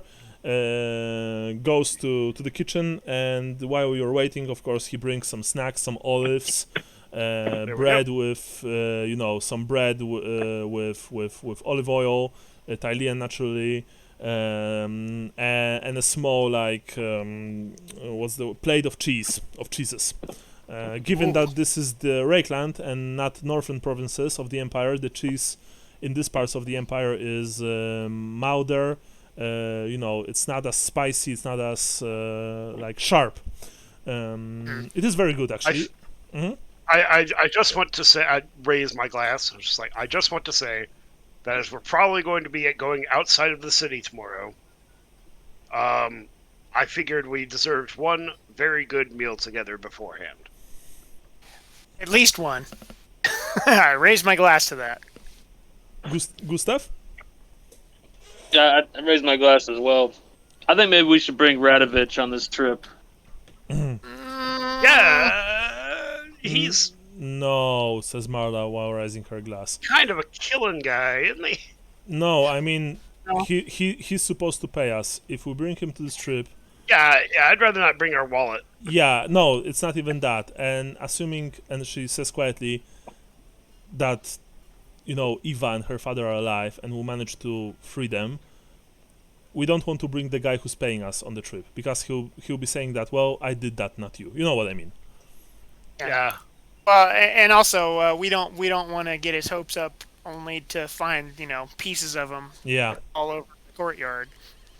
You so to speak. you drink the wine, and without a doubt, this is probably the best wine you ever had in your lives. It is incredibly. I don't know, man. I had Oh, yeah. some wine that was blessed by Ugali. that cures impotence and hemorrhoids. I remember. Yeah, sorry, my bad. Yeah. Just gotta rub it in real deep. No, but for real, this wine is just exceptional, and you are not surprised why it's actually so expensive. That said, when you all take a long sip, and yeah, I absolutely agree with Bran. I mean, if I would drink brandy at 10 a.m. or 11, I would probably just return to bed after that. And greasy ass food all day. Yeah. Yes, food. And all remember fucking that day. it's summer. It's summer in an It's overcrowded city. Everyone is fucking wasted. It's a wonder chaos hasn't won yet. Yeah. Only because they drink more than the Imperials, probably. Yeah. Nurgle can't get anyone sick because they're all fucking pickled. Yeah. Yeah. But anyway, when you drink, when you take this long sips, Marla, you see that she still has this. I mean, Sandy, she has this slightly darker look on her face. But since you've mentioned it, Lambert, the trip tomorrow, or actually, why tomorrow? Why not today? But even no matter when, what are we expecting to find there? And are we equipped and prepared to deal with that? Well, Because we, this Hubbard fellow, yes. Okay, I'm sorry, Lambert. I don't doubt you. Don't take this the wrong way. I hope that you are talking out of your ass when you said that he was, undead. But let's say that he is, and let's say that he has more people like those two that followed you. Yeah, sure. You've lost them. They were stupid. You were smart. She says, looking at you, Gustav. But what if he has some more who are competent? We can't spend our money if we are dead. Right. Well, we need. Well, first off, we need to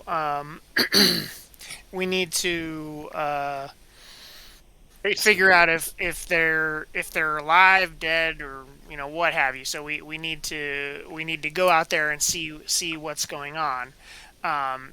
If we can determine what's going on with them, then we can contact the authorities and say, hey, this guy is these people were supposed to have been killed, and he's they're still alive. We need to kill them some more. No, but just essentially that somebody is illegally holding a citizen of the Empire against their will, and I would also suggest that we hire a carriage and maybe try the the nobility thing again, and lastly that we maybe find some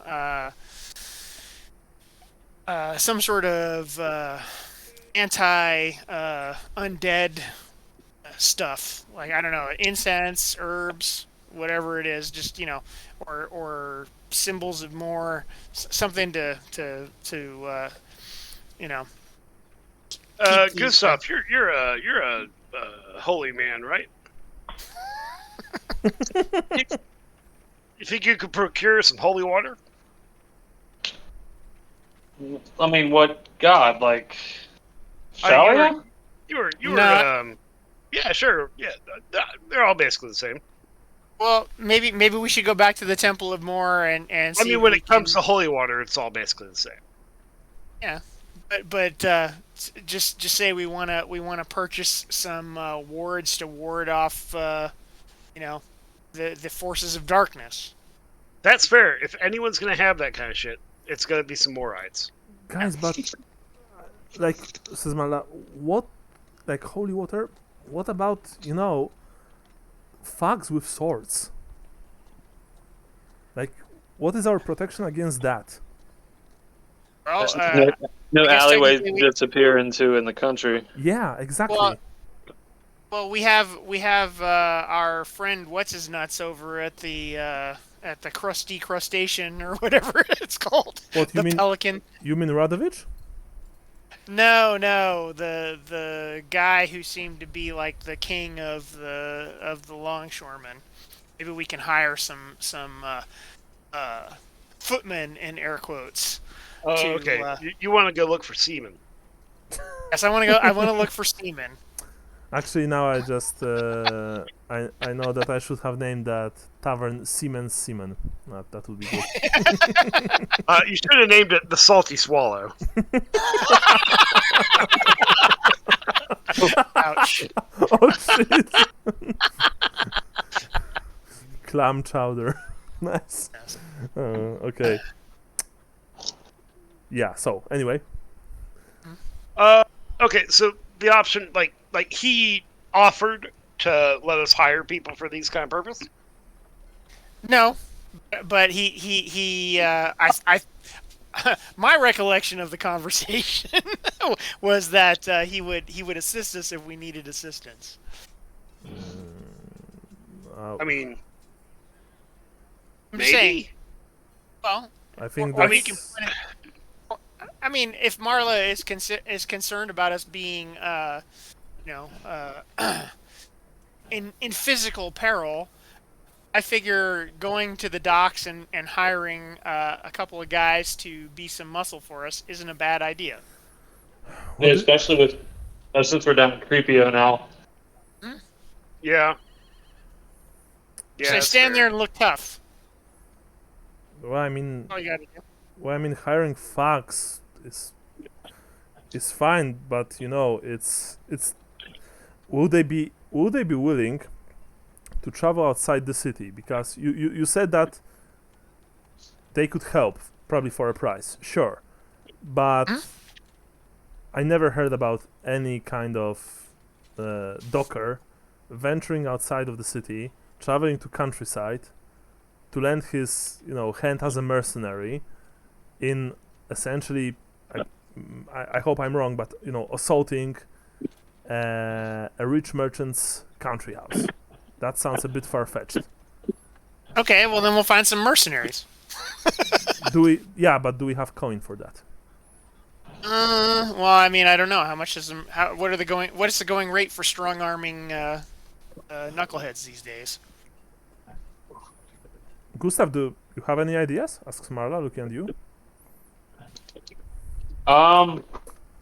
Actually, not sure I would, unless. Here's my idea. I mean, we have coin, but But we want to keep our coin. We want to be on the plus after this job is done, and not on the minus.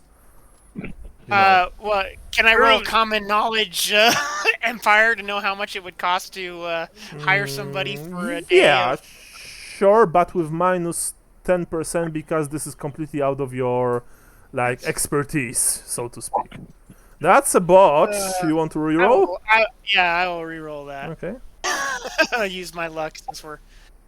Yeah, you've passed. You've passed. You've passed. Yeah. Minus 10, you've passed. 38. Very nice. Yeah. So, you want to hire a mercenary. Let me quickly see. Oops, not this book. This book. There's this. Oh, yeah, here it is. Hire a judicial champion. Yeah. So,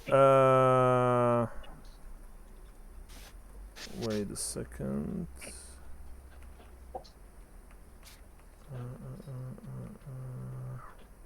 I have this PDF. Preferably somebody with gunpowder experience. Oh, gunpowder, it will be, you know. And no, I know, I'm Yeah. kidding. But that would be cool. That would be nice, but that would also be very, Yeah. very expensive. Okay, I have it.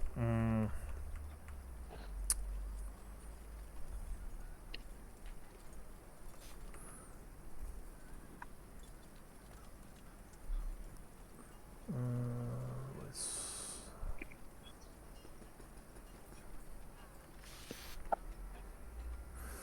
Okay, so I'm going to tell you this, unfortunately, in mechanical terms, because there's no there's no other table. If you want to hire like a mercenary with 6 advancements bot, then his daily service costs 6 silver, according to book, which probably means that it costs more. If he has 12, which remember, 6 is the very basic, 6 is the lowest one possible. 12 is 10 silver, 18 is 15 silver, and 24, which is very respectable when it comes, you know, to quality, because this is essentially a veteran, is 25 silver. Hey fellas, remember when Hannah gave us those 2 gold crowns? I think I found I found a use for them. And yeah, to give you guys, like, out of character, to give you guys perspective, we're at about 1,000 XP right now, so we would have 10 advances. So if you're talking somebody with 24, they'd be a badass, like, compared to us. You know what I mean? Yeah. They are. So So that's that's just we're just paying a bodyguard for the day, basically. Yeah, That's 24 I'm saying. is like 3rd career, probably, already. yeah, sweet. Yeah. Let's do it. Back to the Grand Mart. I mean, is that where? That's certainly where they You usually can- put the job postings. Now you can roll, all of you. I would like 2 rolls from you, but first let's start with obvious. Common knowledge, Empire, plus 10%, everyone. I'm rolling on half.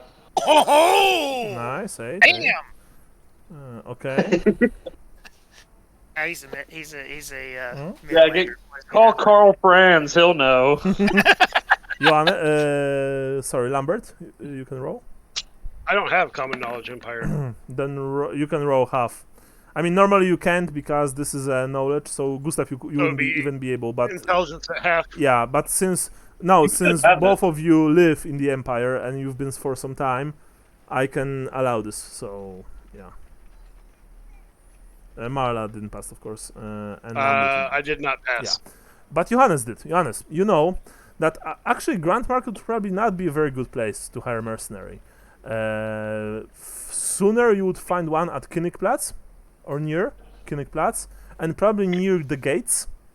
You know, the more like religious mercenaries could probably be even found near the Temple of Sigmar or near the temples of their respective gods. And you also know that if you would like to hire scum, essentially, you know, not mercenary, but more of a cutthroat, murderer, thug, then you could probably visit the eastern part of the city, but this is just plain dangerous.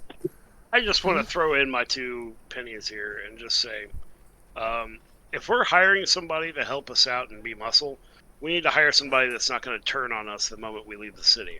Yeah, no. I think hiring a mercenary devotee of more is the Or way to go. Sigmar. Or Sigmar, but I mean, If it's the undead that you're expecting here, That might be the best way. Is more. think more They're is the way to go. uniquely equipped to deal with that. Yeah. All right. Some down on his luck Knight of More. Now, Or at least he's I gonna know more about the matter than we do. You know what I I mean? don't think we're gonna get a knight. I think we're gonna get somebody that's got at least some experience, cutting up a zombie or some shit. But we need somebody, and I think I'll leave that to the two people in our group that know how to kill the best. now you can roll. I smote a man with lightning, but I did not get up close and personal. Yeah, sure you did, says Marla, winking at you, of course, if I recall correctly, he slipped and broke his neck on the cobblestones. Smote. Yep, smote. Yeah. Now you can all roll intelligence plus 10%. Nice. Nice. And that's very good roll, Lambert. Oh, Johannes also. Nice. Good stuff, okay. Because under 10%, I have a surprise. Marla didn't pass. Marla is just... by the way, the bird is not yet on the table. They are preparing it. But you are, of course, finishing your... your... What's the word for the... Wine, I think. But for the food before the main course. What's the word? In English? appetizer. Appetizer, yeah, thank you. Get the food you eat before you eat food. Yeah. Yes. Lambert and Johannes, you think that there are actually two more possible ways. That will be tricky though. One is to convince the Morites that if you could convince the Morites in any way that in the country estate of the Stallers there may be some necromancy afoot, so to speak. Well, you wouldn't use the word necromancy because you probably don't know it, but the unquiet dead are there. Maybe, just maybe, it would probably require, some hard tests from you. You would be able to, you would be able to convince them to send some trained anti-undead specialists with you. Maybe even the sinister black guardsmen that were patrolling the island on which the Grand Temple of Mor is located. And Lambert, you remember another interesting thing. When you arrived in Naudorf, you saw in a tavern, one of the first taverns that you visited.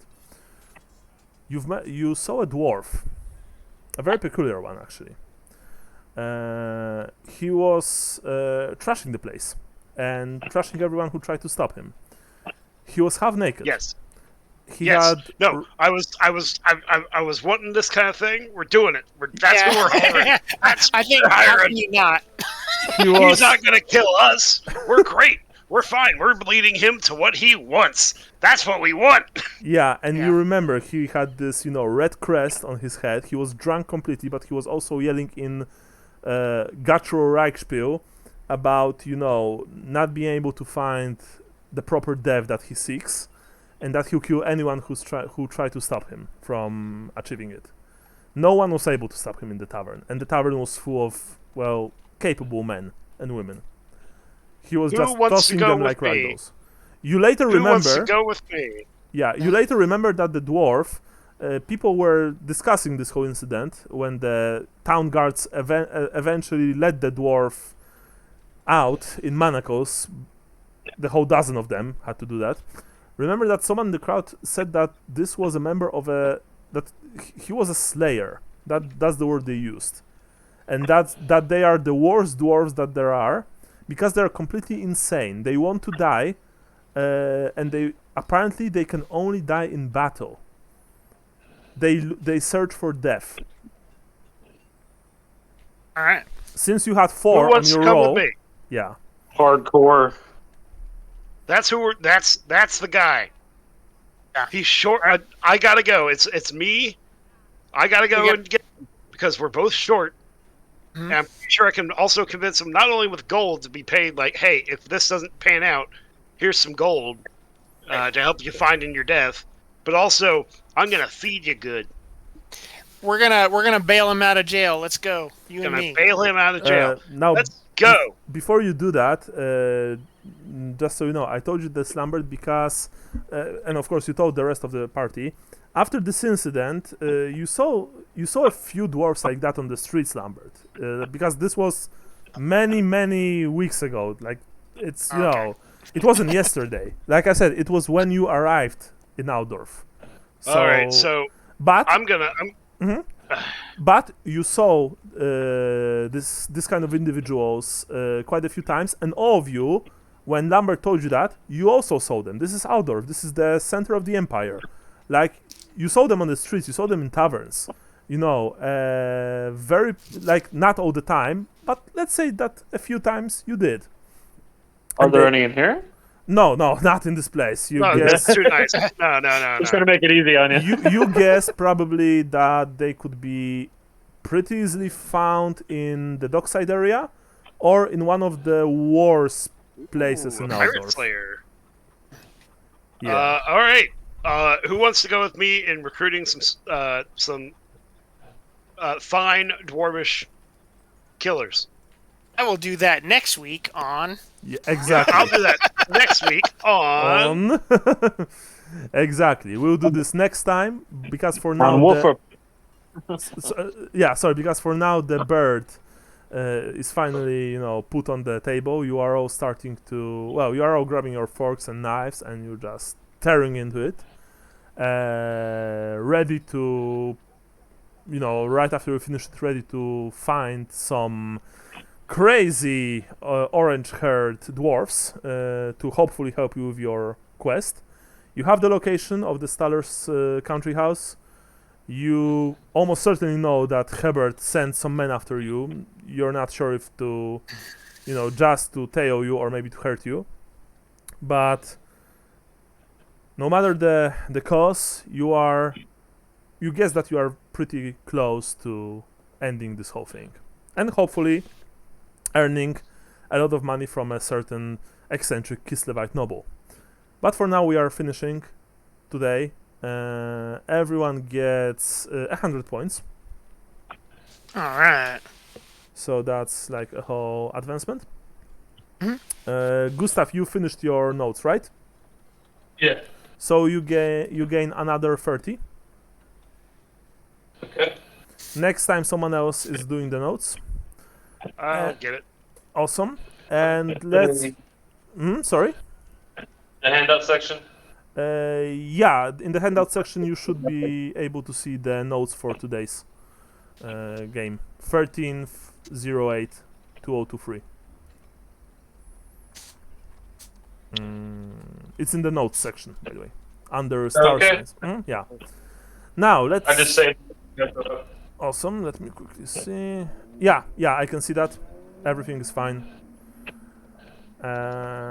So for now, let's we are finishing, but let's try and organize our next game. Either 27th or 3rd of September. What do you say? I would suggest the 27th because the 3rd is going to be that Labor Day weekend, and I don't know about you guys, but Yeah, that's like the weekend before my birthday. That's usually when we do birthday stuff. So we'll do the 27th. Brian? It works for me. Okay, so our next game is 27th of August, standard time. Awesome, thank you very much. And there's a big chance that we'll be starting another scenario next time. We shall see. Okay. Take care, guys. I'll hear you all Bye-bye. later. Bye-bye. Bye. Good game, guys. See ya. Awesome game. Good game. Brian, just send me that stuff. Okay, cool. I'll send you some messages tonight with the pictures. All right, thanks, buddy. What I got. I'll see you, man. Bye. Bye-bye.